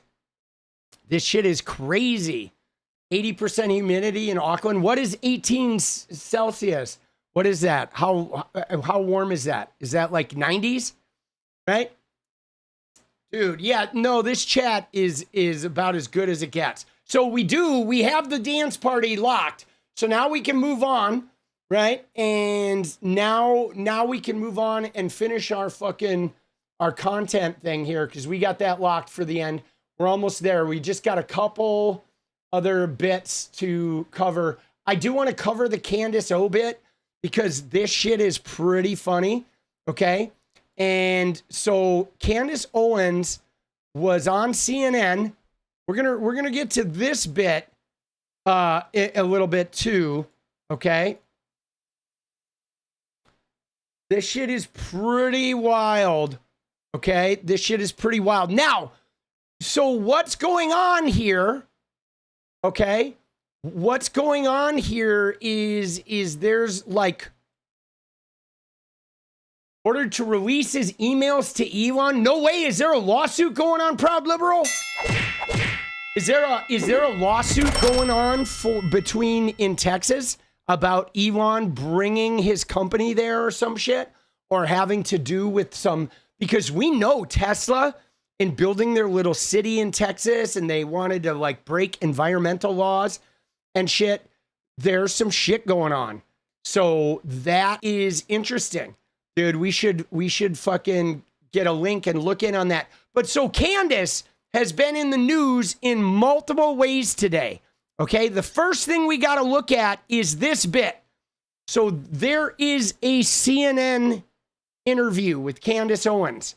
All right, it's behind a paywall. I have not gotten access to the full interview yet. But my point being here is the Candace has been dismantling MAGA for the better part of 2 months, and she's been making a lot of money doing it. Okay, #1 podcast, starting all the conspiracy theories. Cole, let's go, baby. Thank you, boss. Dude, I love it. I love the eye, bro. That shit is amazing, dude. Thank you, Cole. So, she has been an active MAGA destroyer, okay? Along with others. Nick Fuentes has been in on this. Tucker Carlson is certainly in on this.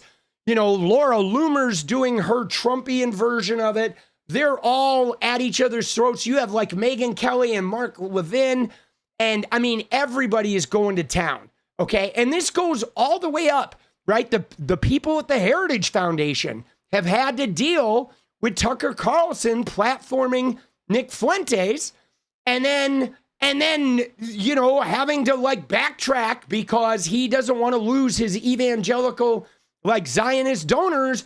And so they are now having the big, like Netanyahu Israel split, and they are having the H-1B visas split, and they are having the Who Killed Charlie Kirk split, and you know, money to Argentina split, and you know, Congress not codifying any of the executive orders, and then the Epstein files is like this foundational shift where for the first time they realize that Trump's not on their side and that Trump is essentially part of the deep state.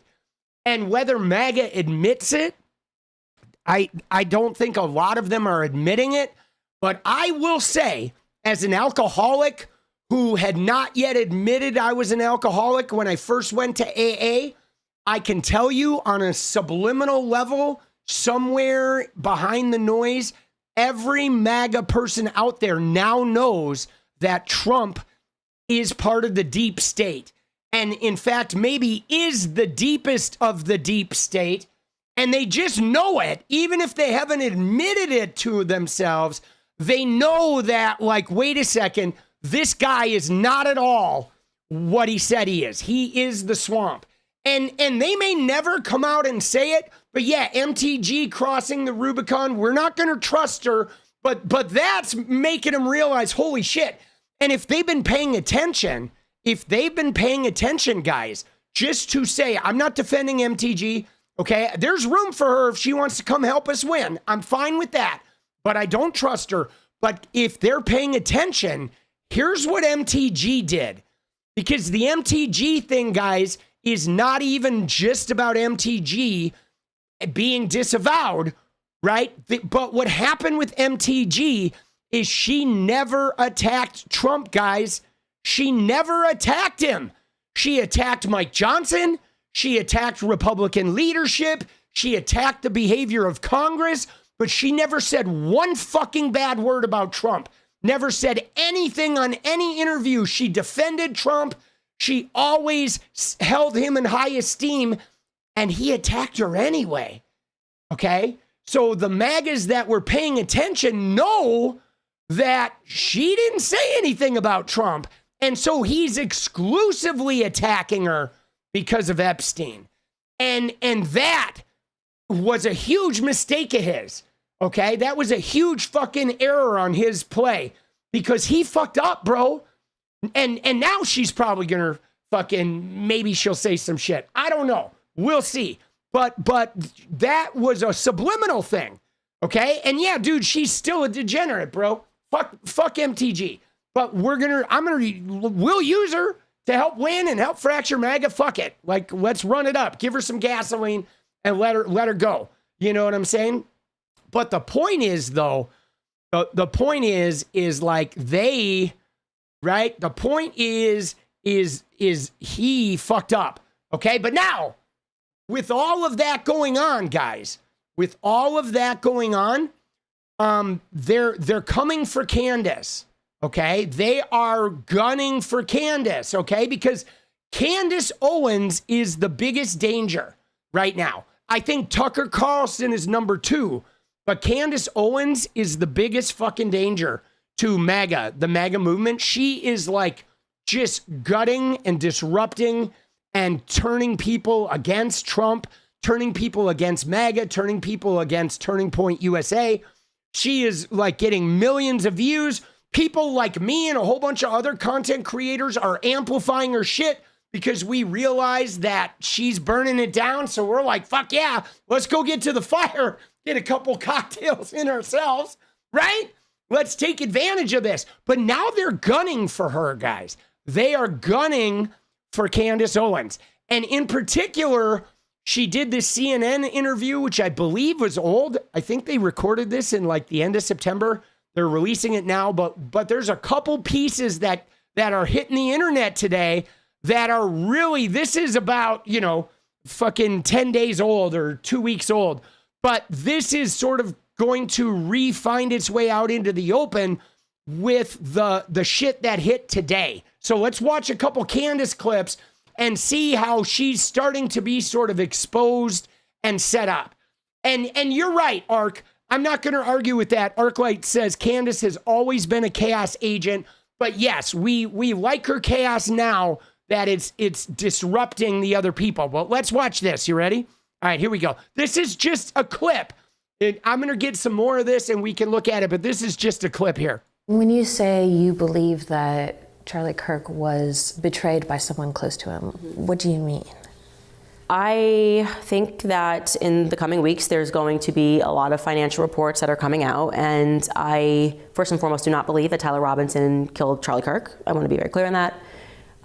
Whether he was involved, I think the answer is yes. I think that's obvious. And your basis for saying he didn't act alone is what? I don't know, maybe the weird Fed messages that were concocted out of thin air that had no timestamp and were written like they were speaking in 1822, among other things.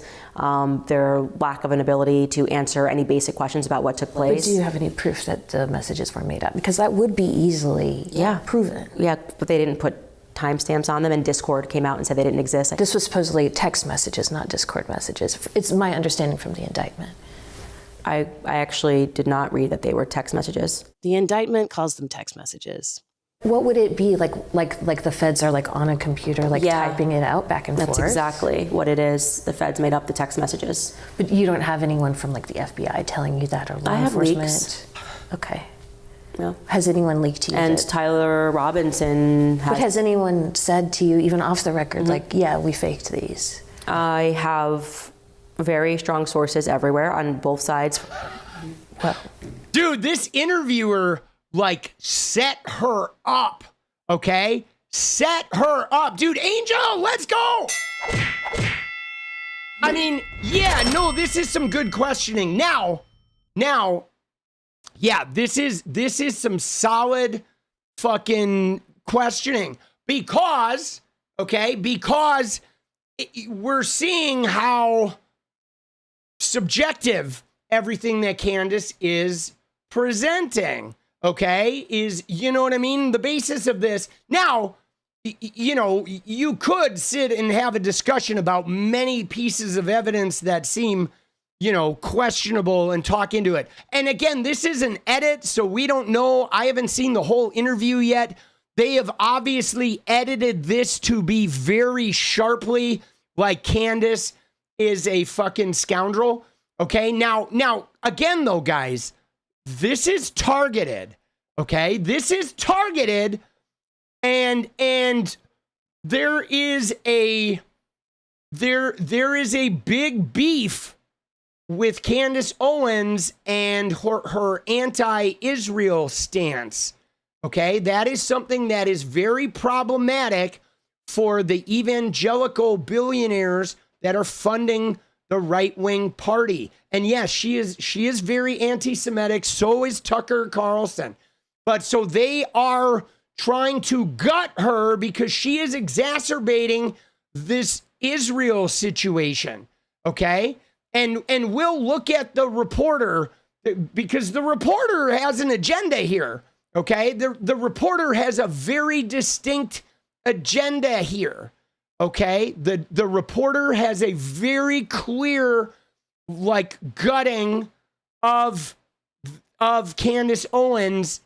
It's very distinctly, like, if you look at El Reeve, okay, we'll look at her in a second, okay, but she is, author of Black Pill, How I Witnessed the Darkest Corners of the Internet Come to Life, Poison Society, and Capture American Politics. So she has written, some books about conspiracy theory stuff, but there is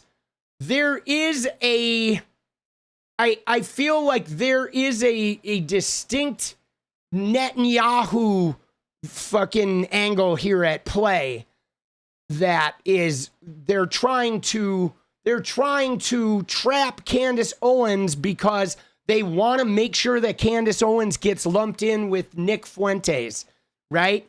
And I mean, she probably should. Like, let's be honest. Like, Candy is out there and like way out. But you know what I'm saying? But they are distinctly sort of attacking her to try to shore up. They want to prevent the Tucker, Candace Owens, Nick Fuentes section of MAGA from taking too much power. Okay? Candace and Fuentes are beefing. Yeah, but Candace and Tucker, see, the problem is this. Here's the problem, guys. Okay? The problem with this is, like, I feel like the most powerful voices in MAGA are obviously Candace Owens and Tucker Carlson. Outside of Donald Trump, okay? Candace and Tucker Carlson are like the biggest fucking voices. They are the biggest, like they're the ones, they can go off the rails and nobody can really stop them because of the size and the vehemence of their audience. Okay? They're not beholden to Donald Trump. Yes, exactly. What Mara said right there, right? That they are outside of MAGA. Okay? They're like MAGA acolytes, but they're not beholden, right? Like a lot of the MAGA, if you look at like Benny Johnson, you look at Nick Sortor, you look at, fucking Laura Loomer, you look at all these junior people, and they are puppets. They are puppets of Trump. Now, even with Tucker and him lying about the election and shit and getting booted from Fox, Tucker was pretty clear that he didn't like Trump and that he thinks Trump is a bullshit artist. And he was only like, spreading that shit to rally the base and to fucking hold power. But like Tucker Carlson thinks Trump is a shithead. You know what I'm saying? These people, like, I don't know, they've been just using each other for power for a long time, really. And now that Trump's power is like running out, it's everybody's baring their teeth, really, And the Bannon thing is really interesting, right? I find Bannon to be really interesting because we're finding out that Bannon was pretty close to Jeffrey Epstein, and Bannon is sort of like playing the fiddle of everybody's band, right? He's over here playing the fiddle with Trump, and then he's playing the fiddle, like sparking the Elon fight. Then he goes and plays the fiddle with Tucker. Then he goes and plays the fiddle over here, right? He's like the drummer that's playing a little bit in everybody's band, dude. Trump's fiddle, dude. He's playing the fucking right. He's playing the flute in everybody's band, dude. Sloppy Bannon. All right, here we go. I look forward to seeing the evidence of that. Sure. Because when we keep talking about evidence, it's like, who's going to present that evidence? Like the mainstream media? Like who are you expecting to come out? Yes, that would be a hot story. No, it wouldn't be. It would be. It wouldn't be. If the FBI, like if I had a source telling me, like if I had proof that the FBI faked those messages, that would be an enormous story. Yeah, I kind of feel like we live in a post-Epstein world and we know how stories get shut down. So there we go. All right, now CNN though, you ready?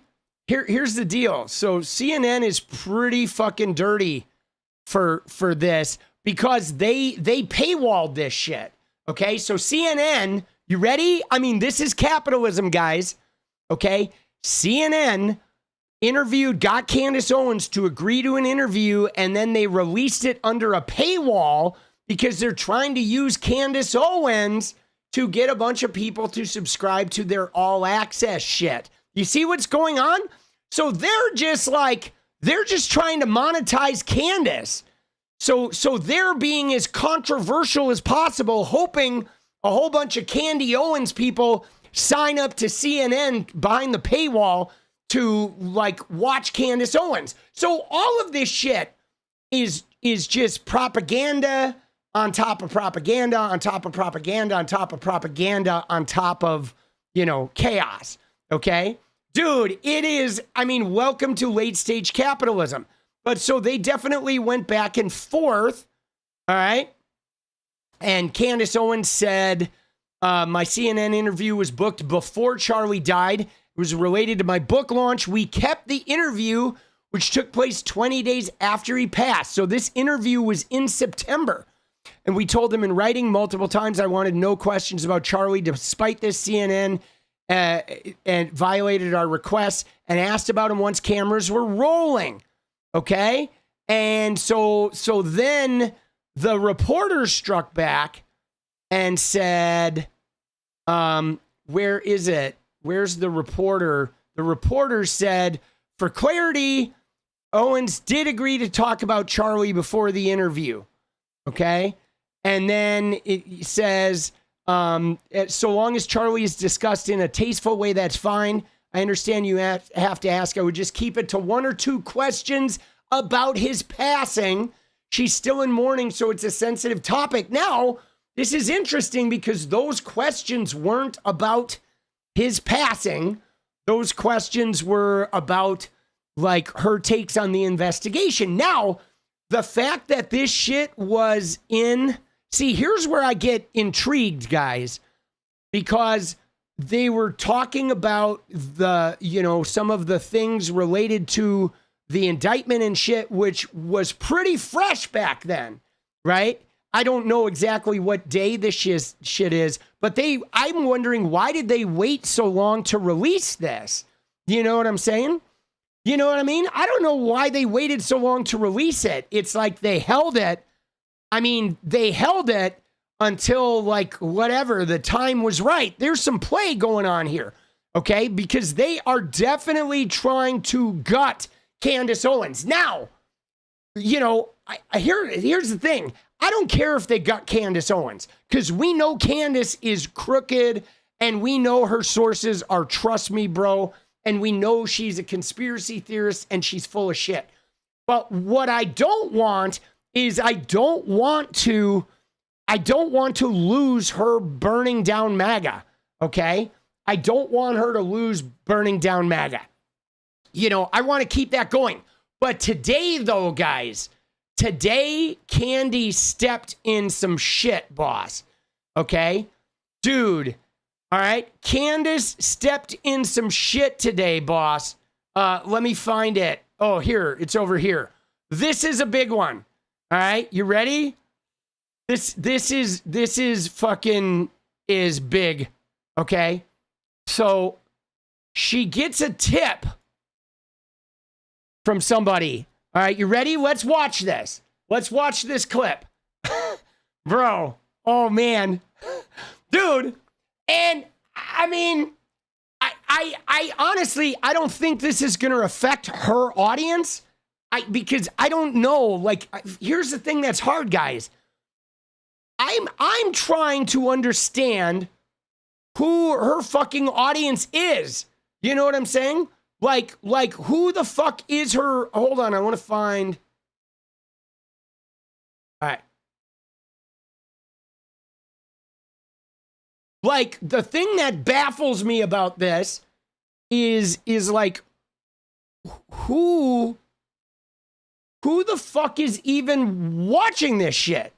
You know what I'm saying? Like who is her? Like, I watch her for content and to burn down MAGA and all that, but she has millions of people are watching her. She has a very devoted audience. But who are, like, Candace Owens fans? Like, who the fuck watches this shit? Is it like, it's all the tinfoil QAnons? Is that what it is? It's all the QAnon people, isn't it? Right? You know what I'm saying? But no, I'm talking about who watches this and takes it seriously, right? Who watches this and is like, wow, Candace Owens is really tuned in like she's really telling the truth, you know? But so anyway, they're setting her up, okay? Because what happened today was a week ago, 2 weeks ago, she had that interview with CNN, and now somebody called her to give her a tip in the case about those Egyptian planes, but the tip was phony. You ready? Here we go. Well, like I said, someone emailed us and we took our time vetting this tip. We vetted it across multiple government agencies. Okay, right there. She said we took our time vetting this tip. We vetted it across multiple government agencies. That's where she starts. And to really the highest levels of government. So this is legit. I've printed it out and I'm going to read around some parts, removing some parts to provide this individual, who, by the way, I have no idea who this is, but to give him and her even some more coverage. They're taking a tremendous risk. So I'm just going to read this to you guys. 𝗙cie, I'm aware that you suspect the government and other entities are involved in the events leading up to and on September 10th. You might have been wondering why. Hold on. I want to get rid of this music, dude. Let's go to her actual... I'm going to go to her actual stream and get rid of that. I don't know what that fucking music was. That milk bar. I don't like the milk bar guy. I don't want his fucking name emblazoned on my fucking YouTube channel either. Dude, the milk bar TV. Dude, you know what I'm saying? But let's go and look at her. We'll find this. It was in this one. Right? And all right, you guys. So we'll find it. Here it is. All right, this is it. Fuck the milk bar TV guy, boss.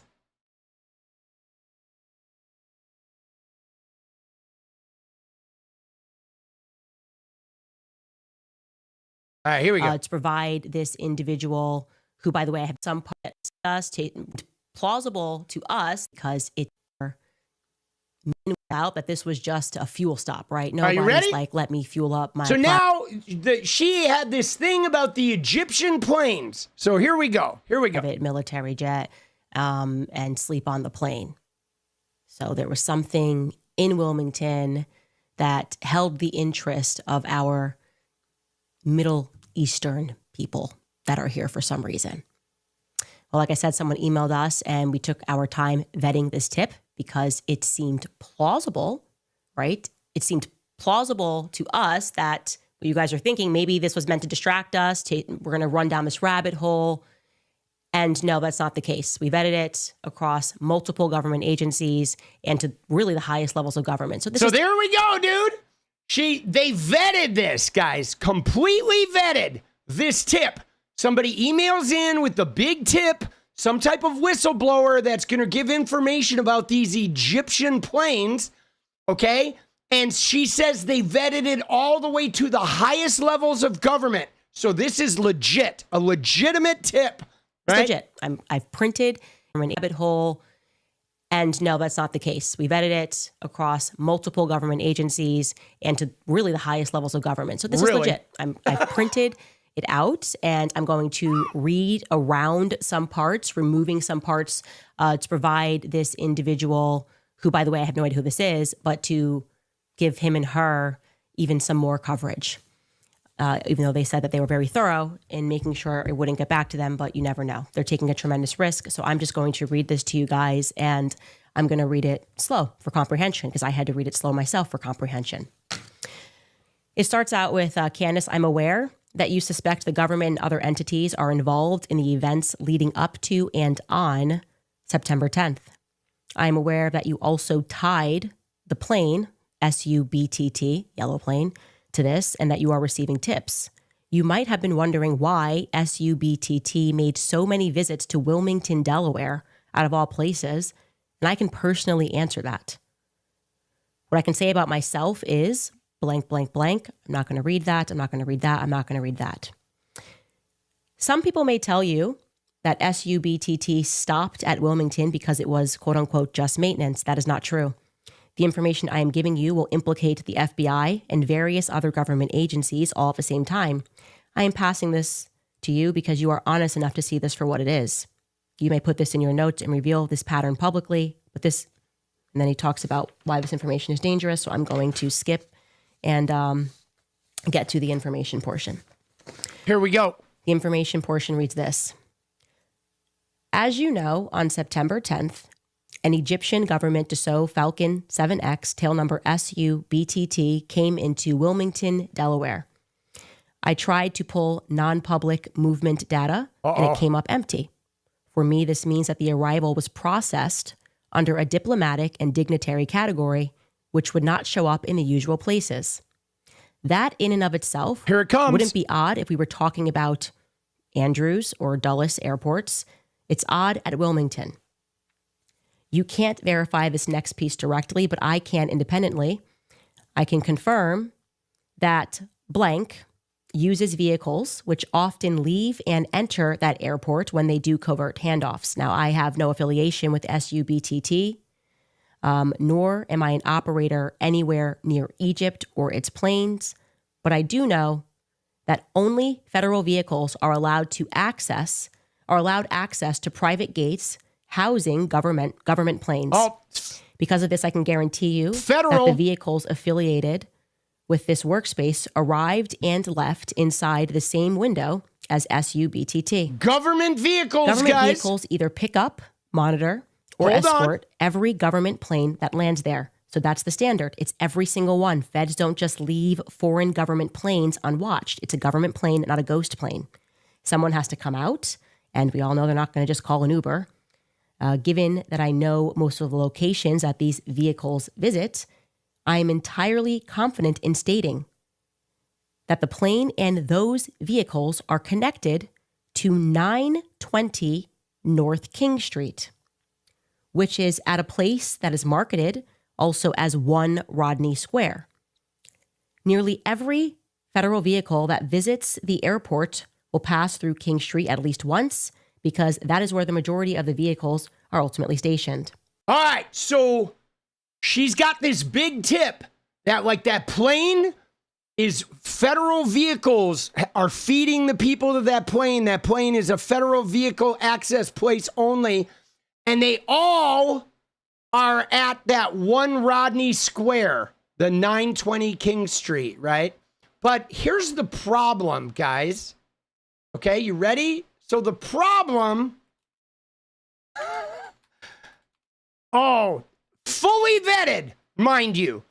She said that was fully vetted with all the agencies, frankly, to the highest levels of government. Yeah? But here's the problem. You believe her? Well, the situation is this, though, okay? Is after all of that and the plane and the address, 1 Rodney Square, 920 King Street, that's her lawyer's office, okay? That is the office of her fucking lawyer, bro. The lawyer that's handling the Bridget Macron case. That is her lawyer. So, she didn't vet it very far. She didn't recognize the address of her own lawyer. You know what I'm saying? She didn't, she certainly didn't run it through a team of people that cross-checked it and were like, wow, that address is in your address book. It's your lawyer. So somebody fucked her up. So what's the point is the point is she's being set up. Okay.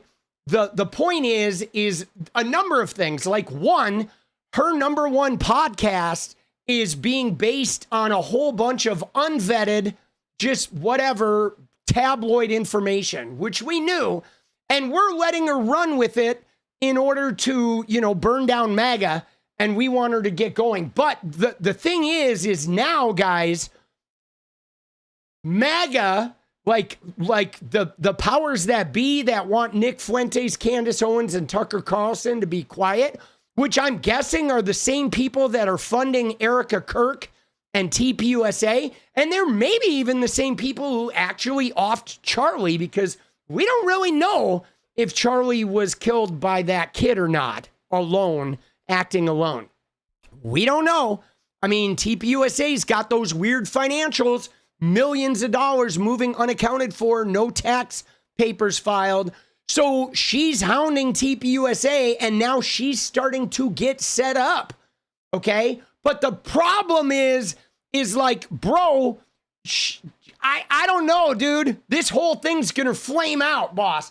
I mean, I just want to see them all go down. I want Candy O going down. I want TPUSA going down.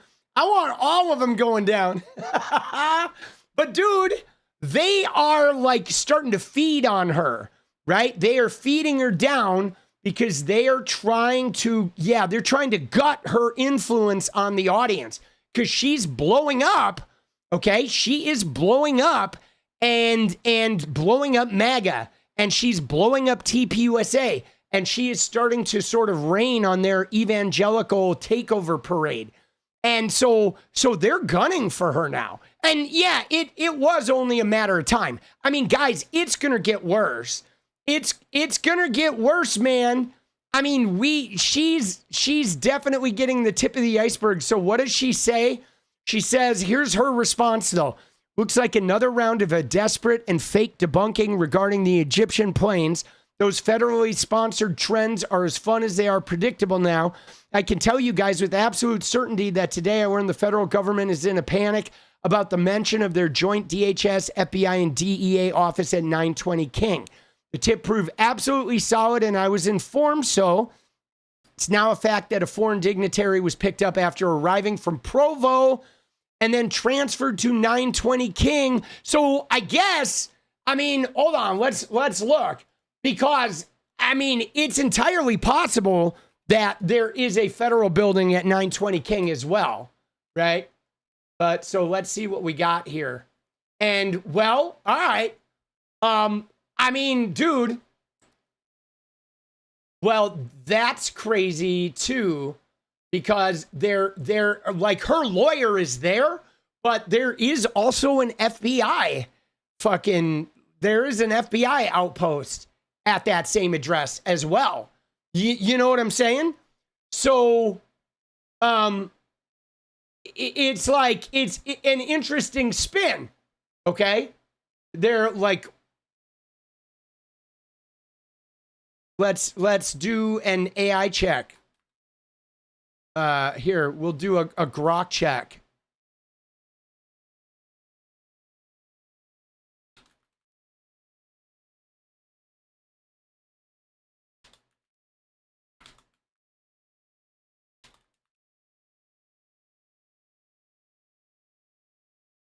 Uh-oh. Let's see what we got. So it houses private law firms, but it says no confirmed federal agencies there. And it says claims suggesting joint federal agencies appear to stem from misinformation. But see, that's weird though, guys. Okay. That's weird because I looked it up and it says FBI on Google. Okay. There is an FBI, right? If you look at Google,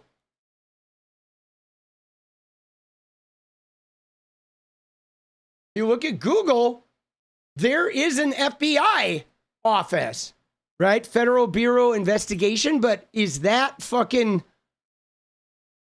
Federal Bureau dash investigation? Is that accurate?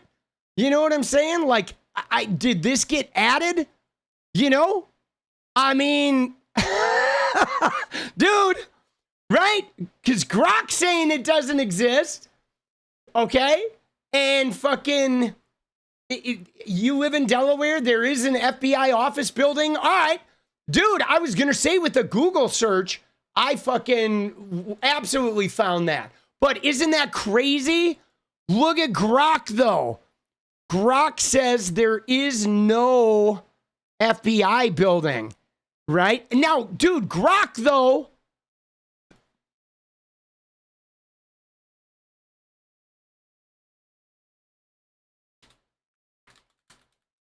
Dude, it's trash.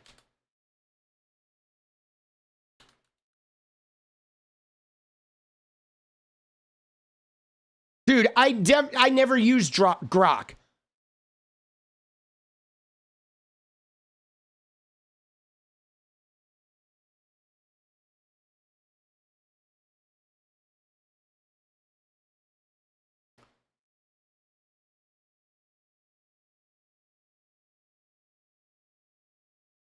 So now Grok is trying to say that there is, right, is not an FBI office there.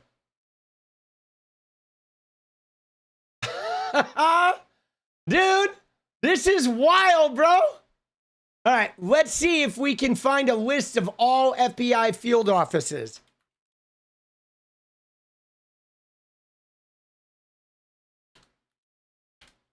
Dude, Grok is fucking full of shit, bro.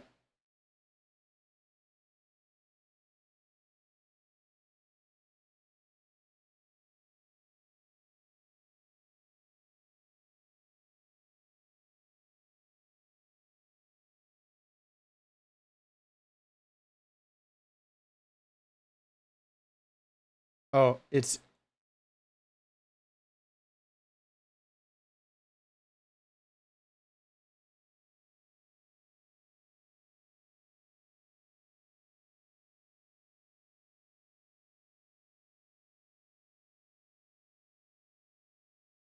So, yeah, there's not one listed on this website in Delaware.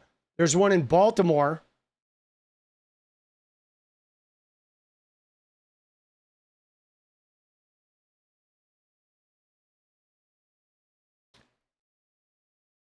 Dude, AI is so useless, dude.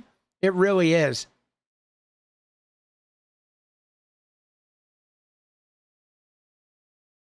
So yeah, I don't think there is an office there, right? I really don't. I mean, it's interesting because the phone number, hold on, let me Google the phone number and see what comes up.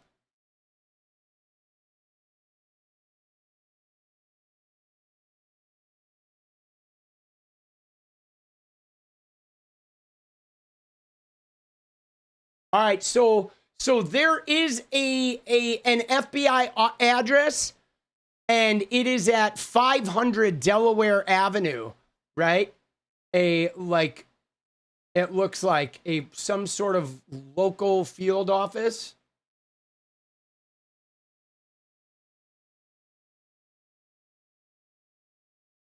Yeah, so it is not that.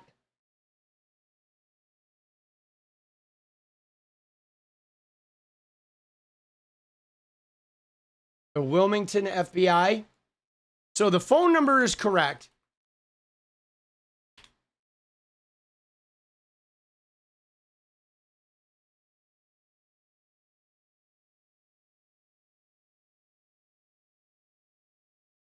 Hold on.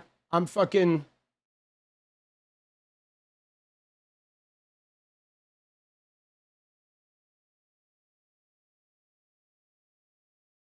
Dude, this is so crazy. So there is a phone number for the Wilmington FBI, okay? But that phone number is I believe it's the office in fucking, like, this is so confusing, guys. I feel like my mind is fucking being warped out because hold on, I want to go to DuckDuckGo, all right? Because you know what's crazy about this, guys? Is like this, is like, I feel like with the addition of AI, scrubbing tools or whatever, you can now manipulate like search results. And no, the FBI field offices are supposed to be easy to find because you're supposed to be able to reach them. But DuckDuckGo is going to give us something that is a little cleaner and not manipulated by this shit? Okay, so DuckDuckGo gave us a county office, which is a Wilmington FBI office at 500 Delaware Avenue. Okay, you'll drive past today and take a look. Hey, Kim, do it. Take a photo and put it in Discord, right? And find out if there's an FBI office. This has it listed at 500 Delaware Avenue. But look, there's something coming up on Google. Okay, the office address is saying Wilmington, Delaware FBI office at 500 Delaware Avenue. But there is a listing that is popping up that has 15 reviews. But let me see these reviews. These reviews, there's one from 5 months ago. But these reviews are weird. Like, what the fuck is this, bro? They're all from 5 months ago. There's one from 8 years ago. They are holding me against my will. I will assure you I am the victim of aristocratic BS. Like, what? You know what I mean? Like, this shit looks like fake as shit, bro. Dude. All right, go to Google Earth. Yeah, but it's not going to, the thing about this, guys, is it wouldn't say FBI on the outside of the building, okay? It'd just be an office building, all right? So, right? And so this is like, is 500 Delaware Avenue, is that 920 King Street? Is that all the same thing?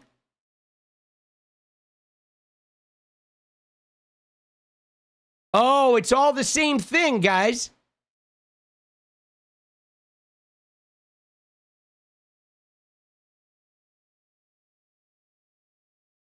Hold on.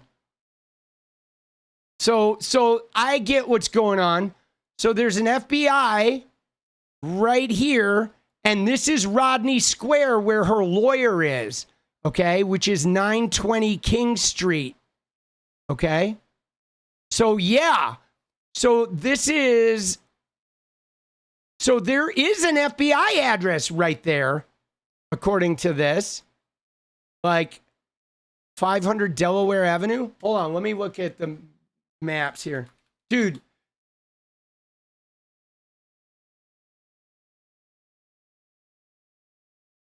All right, give me 1 sec here. Sorry, I'm being careful because I don't want to out my fucking myself.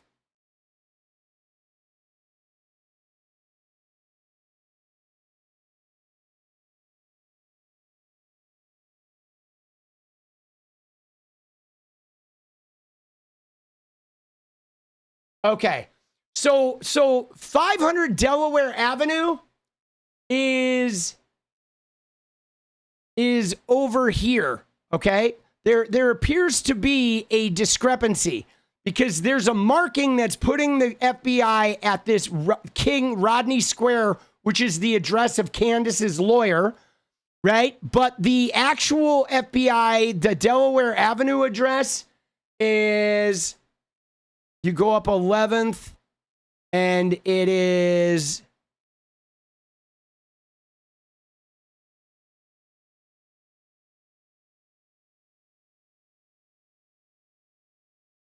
No, that's not it. There, see, the 500 Delaware is... No, there's an FBI building on the corner of 10th and fucking... Yeah. I mean, dude, it actually looks like there is an FBI building right here. Okay? The thing that's saying 500 Delaware is saying it's up here, but I don't know where Delaware is. Hold on, let me just find Delaware Avenue.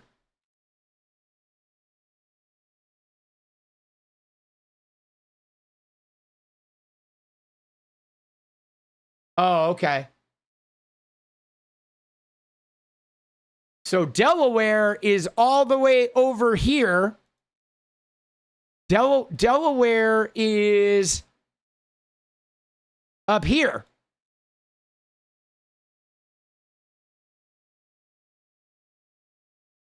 But the FBI building is over here.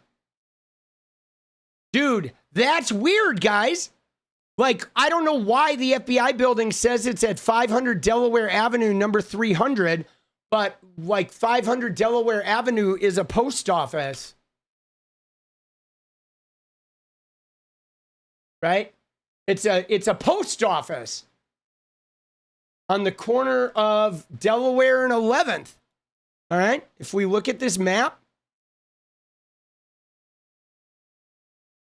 it's a post office right here. Right? Right here. U.S. Post Office is at 500 Delaware Avenue, which is on Delaware and 11th, right there. Okay? But the FBI office is actually at the fucking address where her lawyer is. So that's really weird, bro. And yeah, the Wilmington, Delaware resident agency. Yeah, so the field office is in Baltimore, but then they have like a little satellite office. So something's going on, guys.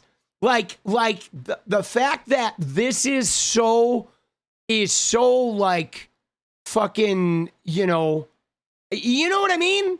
Like, this is just really weird that all of this is like a huge PR campaign, right? You know what I'm saying? Like it points to One Rodney Square, and they're like, her lawyer's in that building and her vetting didn't find it. Or maybe her vetting knew it was her lawyer's building, but also found that FBI office. But then even finding the FBI office, the address on the government website is different than the address on the fucking Google Maps. So all of this shit is like corrupted and fucking weird. How did they know it was her lawyer's office? So I presume what they did, oh no, is they looked up like that address and they saw that her lawyer, I mean, everybody's looking for this shit. But again, like they're trying very hard to discredit her. Okay. And so the thing is who does she think was on the plane? She doesn't know who's on the plane. But so I guess the basic concept behind this, guys, if we were to boil it all down, is this. What is going on is Candace Owens is convinced that the government of Israel had something to do with Charlie Kirk's death, okay? And the behavior of Benjamin Netanyahu and the lies being told by TPUSA and the way Erica Kirk has behaved has caused a whole bunch of people to think, wow, that really sounds like it could be possible. And I mean, I'll be honest, I'm not even a conspiracy theory guy. And like I said, Benjamin Netanyahu's behavior was like really fucking strange. Okay? You know what I mean? You know what I mean? And so there's plenty of ammunition for the shit. All right. You found the building? All right. Gonna put it in Discord. We'll fucking look at it. But anyway, so that is her thing, is that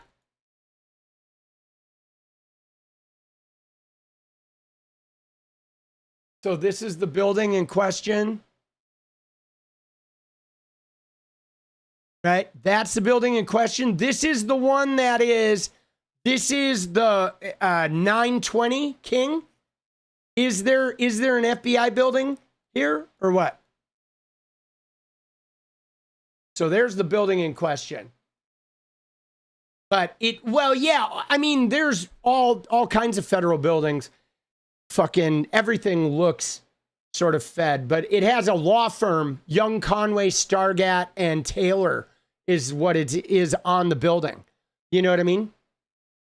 But anyway, so that's the basis of this is everything that's going on with MAGA, okay?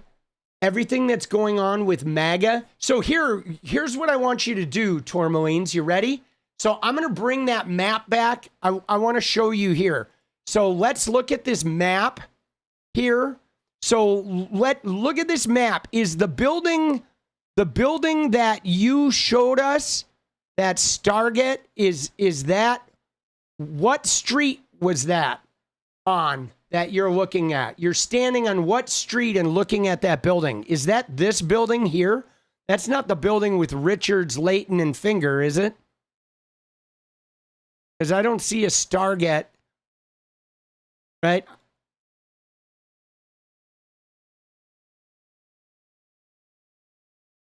See, this is not that building. That's this building, right? Yeah, you're looking at this building.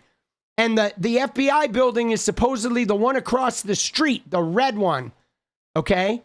Is the one that... So this is the building in your picture, which is the Young, Conway, Stargate, and Taylor, is this building. So flip it around and show us the red building on the other side. Oh, you can see it, actually. You can see it. This is the building that is supposedly the FBI. I think, is this red building right here. Oops.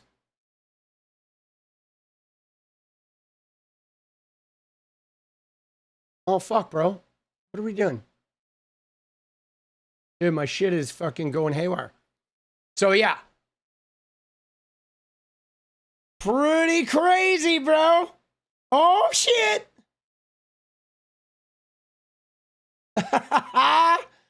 Dude, Candace Farmer? Would that be her name? So, anyway, guys, I don't know what to make of all this, okay? But I do know this. I do know that now they are gunning for Candy O, okay? They are absolutely gunning for her, boss. They are like full on, right? They are full on like gunning for her. You still don't get it? What do you mean you don't get?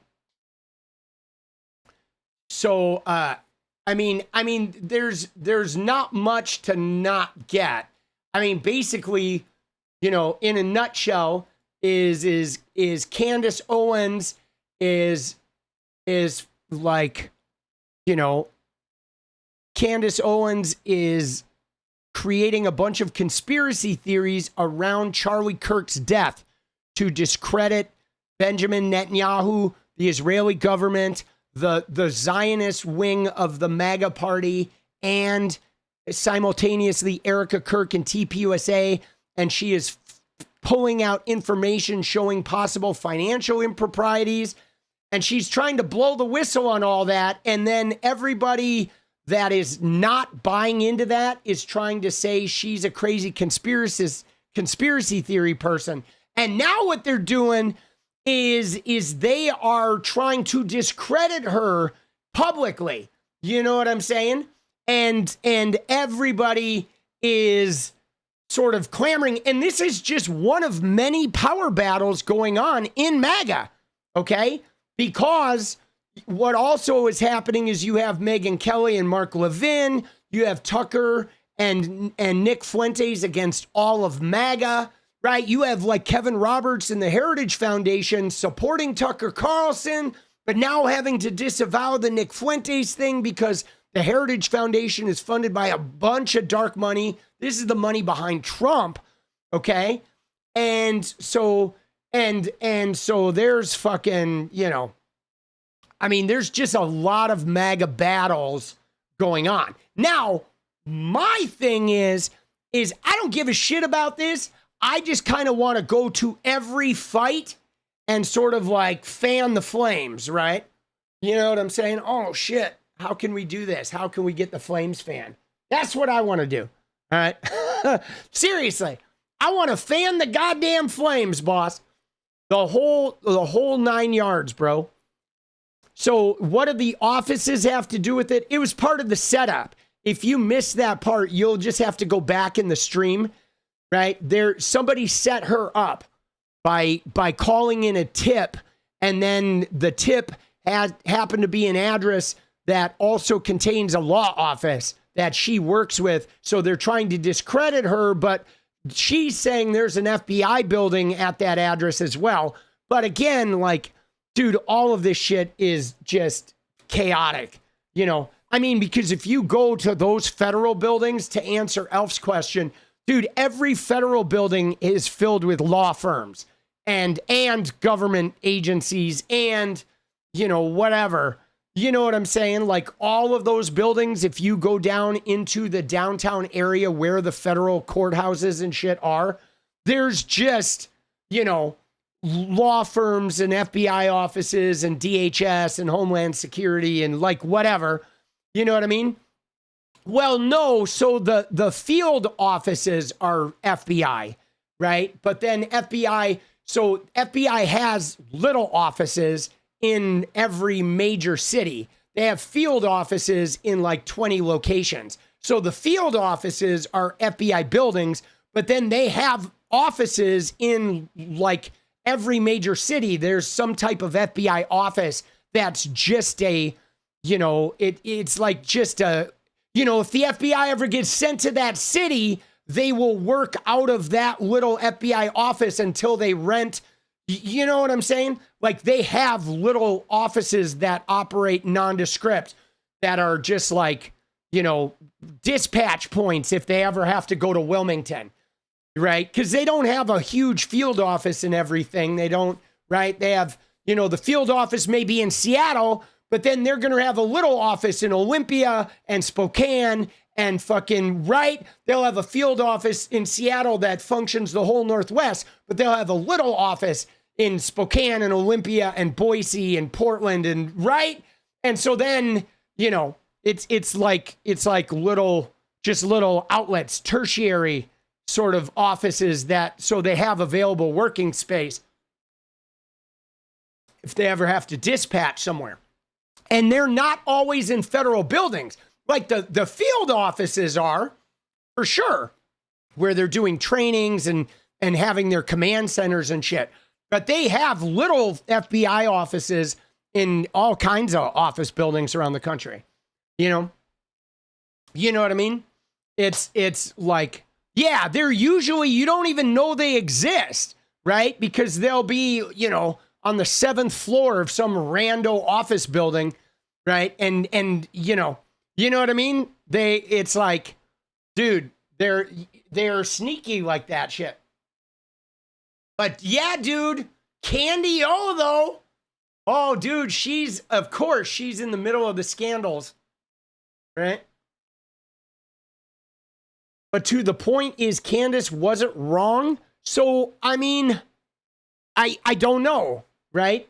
To the point that Candace wasn't wrong because I'm seeing conflicting information, okay? Right? So there is a different address. Like, did the FBI move from that post office building to that red building? And so she wasn't wrong? Or is Google having the incorrect information? I mean, there seems to be some conflicting information here, but I think it's entirely possible that Candace was not wrong and the people who discredited her were also not wrong, but the discrediting is, you know, it's designed to discredit her, right? And you know what I'm saying? Is this an FBI location or a strip mall? It's not a strip mall. It's a definite like building. Dude, yeah. I mean, again though, guys, you know what it is? At its core, I'm going to sum it all up for you in one sentence. Our entire political fucking machine right now is operating inside one giant reality TV show. Okay? Like, unfortunately, we've had a convergence of our political people with podcasters. And, right? I mean, think about it. The fucking head of the FBI is a fucking podcaster, bro. Right? And the deputy head of the FBI, the deputy chief of the FBI, is a fucking meat-headed podcaster. So, like, you know what I'm saying? And I mean, maybe she vetted and did find that is the FBI field office. I mean, I'll call it tomorrow. I'll call that number and ask them what their address is, right? You could call that number. The number's right there, you know? Do I think Candace is going to be contained? I do not, okay? And contained, I don't know what they're going to do because obviously if some harm hit Candace, the whole world would be like, God damn, she was right? So they can't really, if it's a they, if a they exists, if there's an entity that killed Charlie Kirk that's not Tyler Robinson, they can't really touch her because that would just be like, all right, the whole world would be like, holy shit, we really do have some major government intrigue, right? So I think in a way, I mean, so I don't think they can contain her in that way. I don't think the discrediting is going to do much to her because like her audience doesn't seem like they're the people who will get discredited. But so I don't think they're trying to contain her necessarily. What they're trying to do is they're trying to prevent a moderate section of MAGA from buying into her shit. Okay? That's what they're really trying to do. They're trying to like stop the bleeding, I think, rather than contain her because they know she's going to go off and they can't really stop her. But can they discredit her enough that like, you know, some of the middle of the road people think she's just wacko? I think maybe they're trying to stop the bleeding of the MAGA movement in some way. But I don't know. It might have a Streisand effect. Because the thing is she's like, we know she's a chaos agent conspiracy people, but like, look at Tucker Carlson, man. That guy said he was attacked by demons, guys. And he's like thinking about running for president. And 𝗙𝗪𝗏𝗃𝗏's like, I think you're the guy. So like, bro, anything's possible now. You know what I mean? I mean, think about this. 𝗙𝗪𝗏𝗃𝗏 is going on Tucker Carlson's show and talking about she thinks he's a good candidate for president. And that motherfucker said he got like thrown out of bed by a demon. You know what I'm saying? Like, so, I mean, dude, it's the crossover of the century, dude. You know what I mean? Like, come on, bro. And this is 𝗙𝗪𝗏𝗃𝗏, who's like forgetting that this guy that she thinks is a great presidential candidate was saying a demon dragged him out of bed and scratched him up and like threw him on the ground. Like, homie, what the fuck are we talking about, bro? Dude, we are living in the upside down, you know? Oh my God. And the fact that now you can flip on TikTok and you can see like 5,000 people that are a news source, even if there's somebody who is like the craziest Q head out there, they're like, hi, I'm fucking Dispatch News. You know, I am Truth Report coming to you live from Wilmington, Delaware, where I've uncovered this grave conspiracy. Dude, I mean, we might be fucked, bro. You know? But, all right. Where do you think Tucker got that laugh from? Dude, that laugh he got it from somewhere, dude. Oh, shit, bro. Dude, the Tucker demon thing is wild, boss. I mean, it is... Dude, it is wild. Ready? Watch this. I wake up at 2:30 in the morning and I couldn't breathe at all. All right, let me find one without music. All right, you ready? Here it goes. The presence of evil is kickstarting people. All right, hold on. Here we go. Here we go. It's my personal belief, based on a fair amount of evidence, that they're not aliens. They've always been here. And I do think it's spiritual. That's my view. So, and again, it's not provable, but based on the evidence, I think. I'm with you. Absolutely. If the U.S. government has in fact had direct contact with these beings, whatever they are, dude, he's basically. Let me find his thing about the demon. But there, in that interview, he was saying that. He was saying that he believes the U.S. government is working with demons, okay, with spiritual entities, like Satan has infiltrated the government. Well, watch this, okay? This is his thing, okay? Let me find the fucking clip. He literally said he was mauled by a demon, okay? Let me, I guess we'll just watch this one. Kickstarting people to wonder about the good. That's what happened to me. That's what happened to you? Oh yeah, I had a direct experience with it. In the milieu of journalism or just? Nope, in my bed at night, and I got attacked while I was asleep with my wife and 4 dogs in the bed and mauled. Physically mauled. In a spiritual attack by a demon? Yeah, by a demon. Dude, he literally said he was mauled. Okay, you ready? Here it is. Here it is with him and fucking Megyn Kelly. This was, I don't know, what was it, a year ago? It was right before the election. Dude, this shit is like whacked the fuck out, bro. Watch this. And then I go to bed with my wife and 4 dogs who sleep in the bed. My wife said 4 children. My dogs are hunting dogs. All 5 of them wake up like that. Like they are, we have no home invaders in my house. I wake up at 2:30 in the morning. I check and I couldn't breathe at all. My throat was closed. It wasn't like I was apnea or was strong as I couldn't breathe. So I get up, I stand in the doorway of our bedroom, and I'm like, wow, I'm dying. I could feel myself starting to gray out. And then I started walking in the backyard, and then it slowly came back. Like my throat kind of opened up a little bit. I was like really weirded out. I walk back in, and my wife wakes up. She goes, what is going on? I said, I don't know. I can't breathe.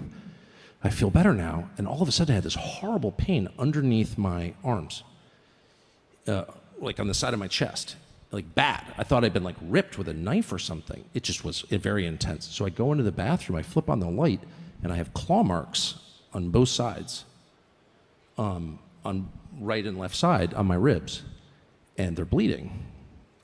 And they're literally claw marks, 4 on either side. I put my fingers in them, don't fit my fingers, and I sleep on my side. So how could? And by the way, no one woke up. So I show my wife, and she's like, "Oh my gosh!" And then I have this like crazy intense desire to read the Bible. So I read the Bible, and I pass out in like 2 minutes, and I wake up, and the next morning I thought, "Man, did I have a wild dream?" And then I see blood in my sheets, and I go in the bathroom, and I have these bloody marks. And my wife goes, I think you were attacked by some supernatural being. And I was like trying to be logical about it. I was like, yeah, I definitely was. And then I called one of my producers who's like, oh yeah, well, that's pretty common. I was like, what? And I've had a couple other experiences. Dude, and like nobody questions this shit, guys. And is there pictures? No. But like, look at this shit. Look at what they're doing. These people are going, like, this guy's thinking about running for president, right? And he thinks the government is working with demons. Like, what the fuck are we talking about, bro? Anything is possible now. We are so whacked out, guys. We are so, like, outside the bounds of fucking reality that there is no fucking reality left, bro. You know what I mean? Like, it's a little unnerving. It is a little unnerving. Like the religion is taking us beyond.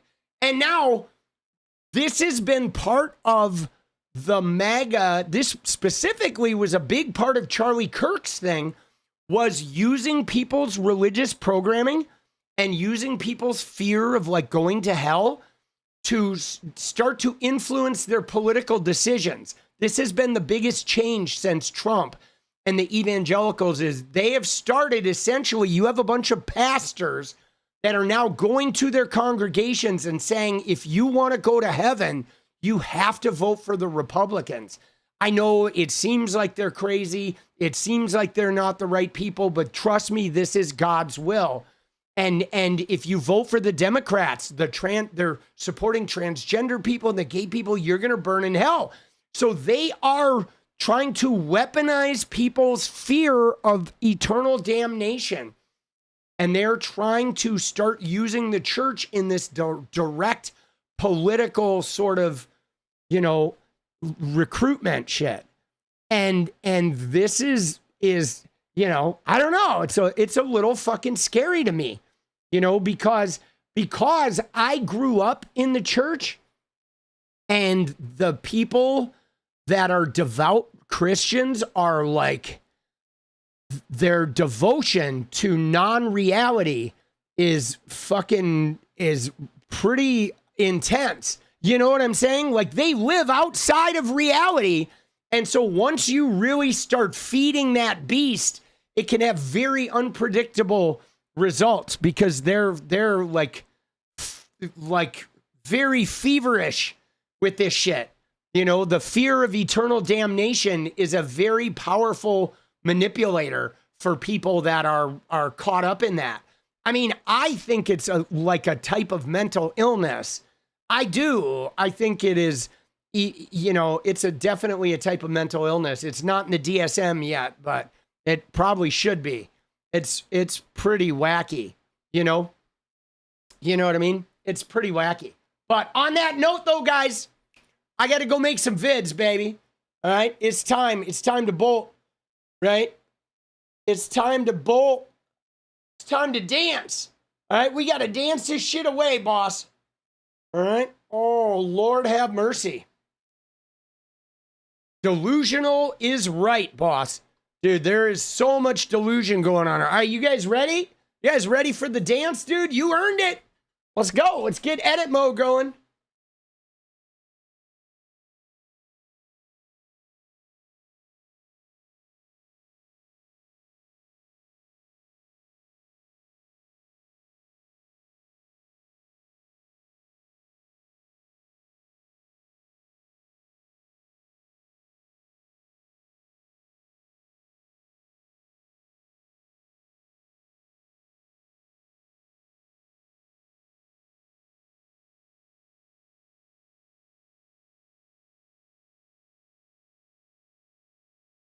Yo, yo, yo, yo, yo, yo, yo, yo.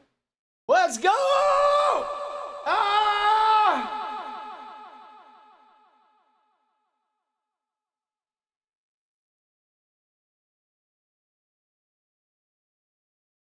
Time to stretch.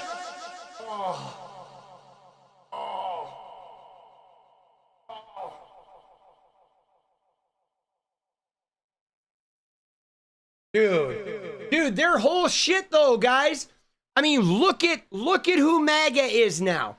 You got Donald Trump, you got Elon Musk, you got fucking Megyn Kelly talking about now essays not even a deal breaker for her anymore. You got Tucker Carlson, Riley Gaines, all these crazy fucking people. Dude, we never even got to Riley Gaines and the JP Morgan shit. We'll get to that tomorrow. Dude, there's just so much crazy going on. I don't even know how to keep up with it all. You know what I'm saying? Dude.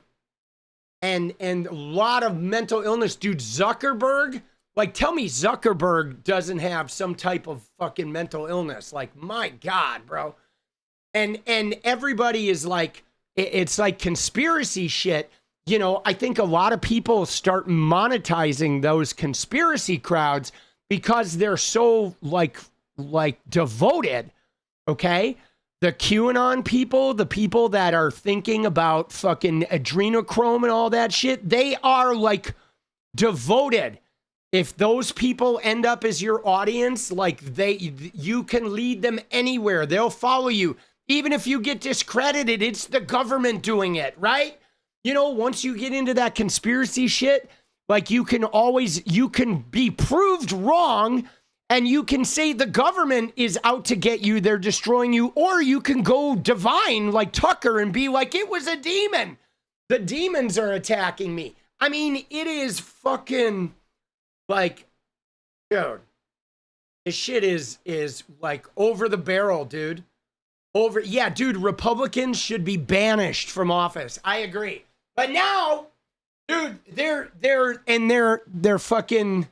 But we got to get these leopards eating faces, boss. Oh, shit.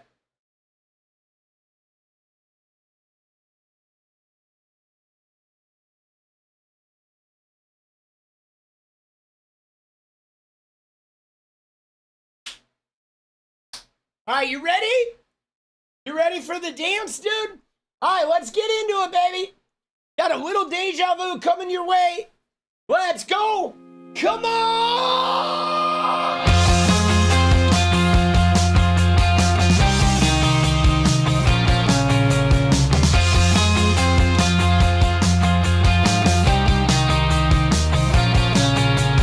Got a lot of choices. I got a lot of ways that I can go. I hear a lot of voices. They have a lot to say, but I've known. Been here before. Yeah, I do recognize the title.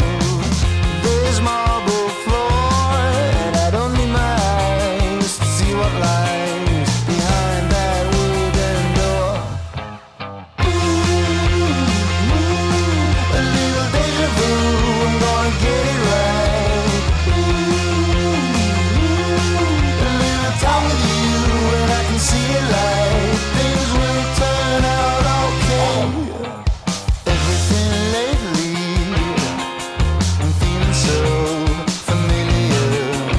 Coming on greatly, it's feeling like a million.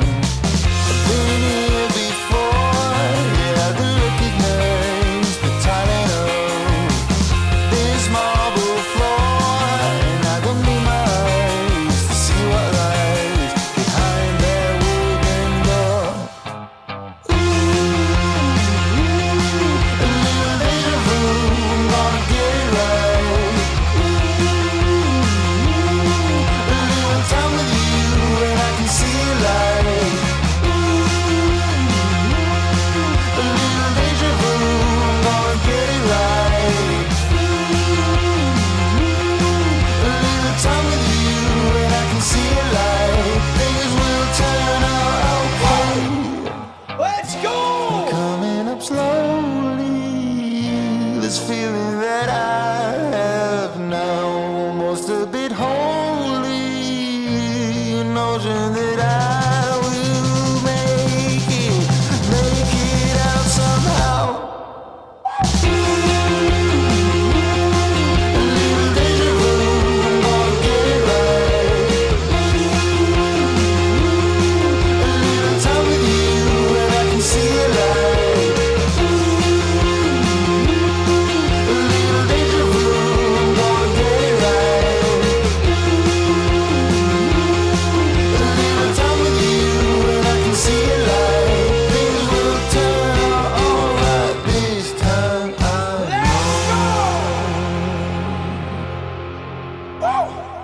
All right, let's go. Oh,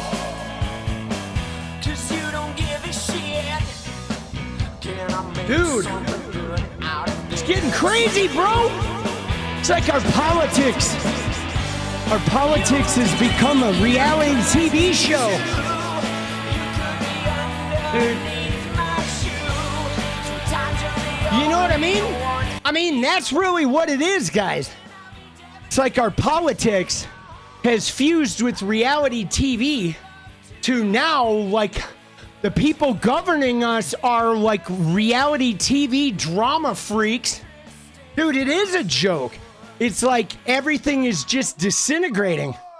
I mean, I said, one of the things I said a couple years ago was I said, if the aliens come and they see our civilization destroyed, the start of it was reality TV. That the downfall of society and civilization, it started with reality TV, man. It's when like outcome and story and reasoning and intention all disappeared in exchange for just who can trigger the greatest emotional response. And it changed the nature of everything from an economy of messaging to an economy of attention seeking. And it was just like a giant rewind button that like took all of the advances of society and returned us back to a very primitive act and react type of state where now everybody just seeks attention. It doesn't even matter. The information, the message, the intention, nobody cares. They just want attention. and they're chasing attention like everyone's addicted to chasing attention. And you know, yeah, it's pretty wild, dude. But all right, I love you guys. I'll fucking see you guys tomorrow. We will be back. We're gonna cover some good shit tomorrow. We got a lot to cover. It's probably gonna be a whole bunch of chaos tomorrow. New Epstein drop. We're gonna look at Riley Gaines. We're gonna look at all these crazy people. I'm sure Candace Owens will have cooked up another couple hundred conspiracy theories. Right, who knows? Donald Trump, who knows what he's gonna do? He may have fucking blown his stack again. We'll have to check in with Bill Clinton and see how the stack's doing. All I can say is I don't give a shit, bro! Right, we're gonna win this thing. We're gonna take back the House. I do mean today, but for me, I count tomorrow. It's until I wake up after sleeping, it's tomorrow's tomorrow. All right, I love you guys. Be good, be real, take care of yourself, and I'll see you tomorrow. Let's get it!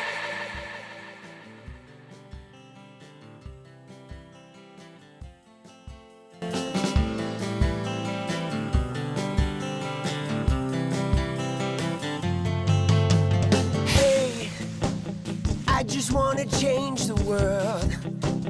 I just want the perfect girl. I don't wanna hang around, I'd rather be found. It gets better, I wonder, my pleasure together. Everyone's waiting, anticipating.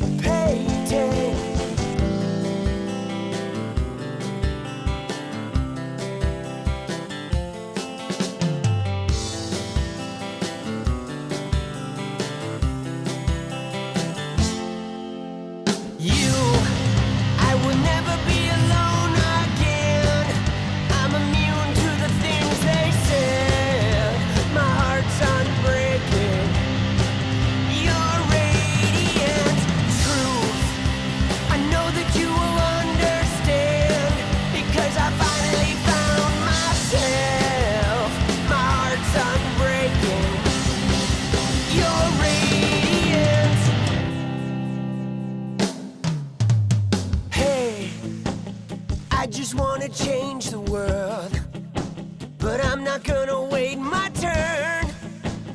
I don't ever want to come down, I'd rather be found. It gets better, I wonder, my pleasure together.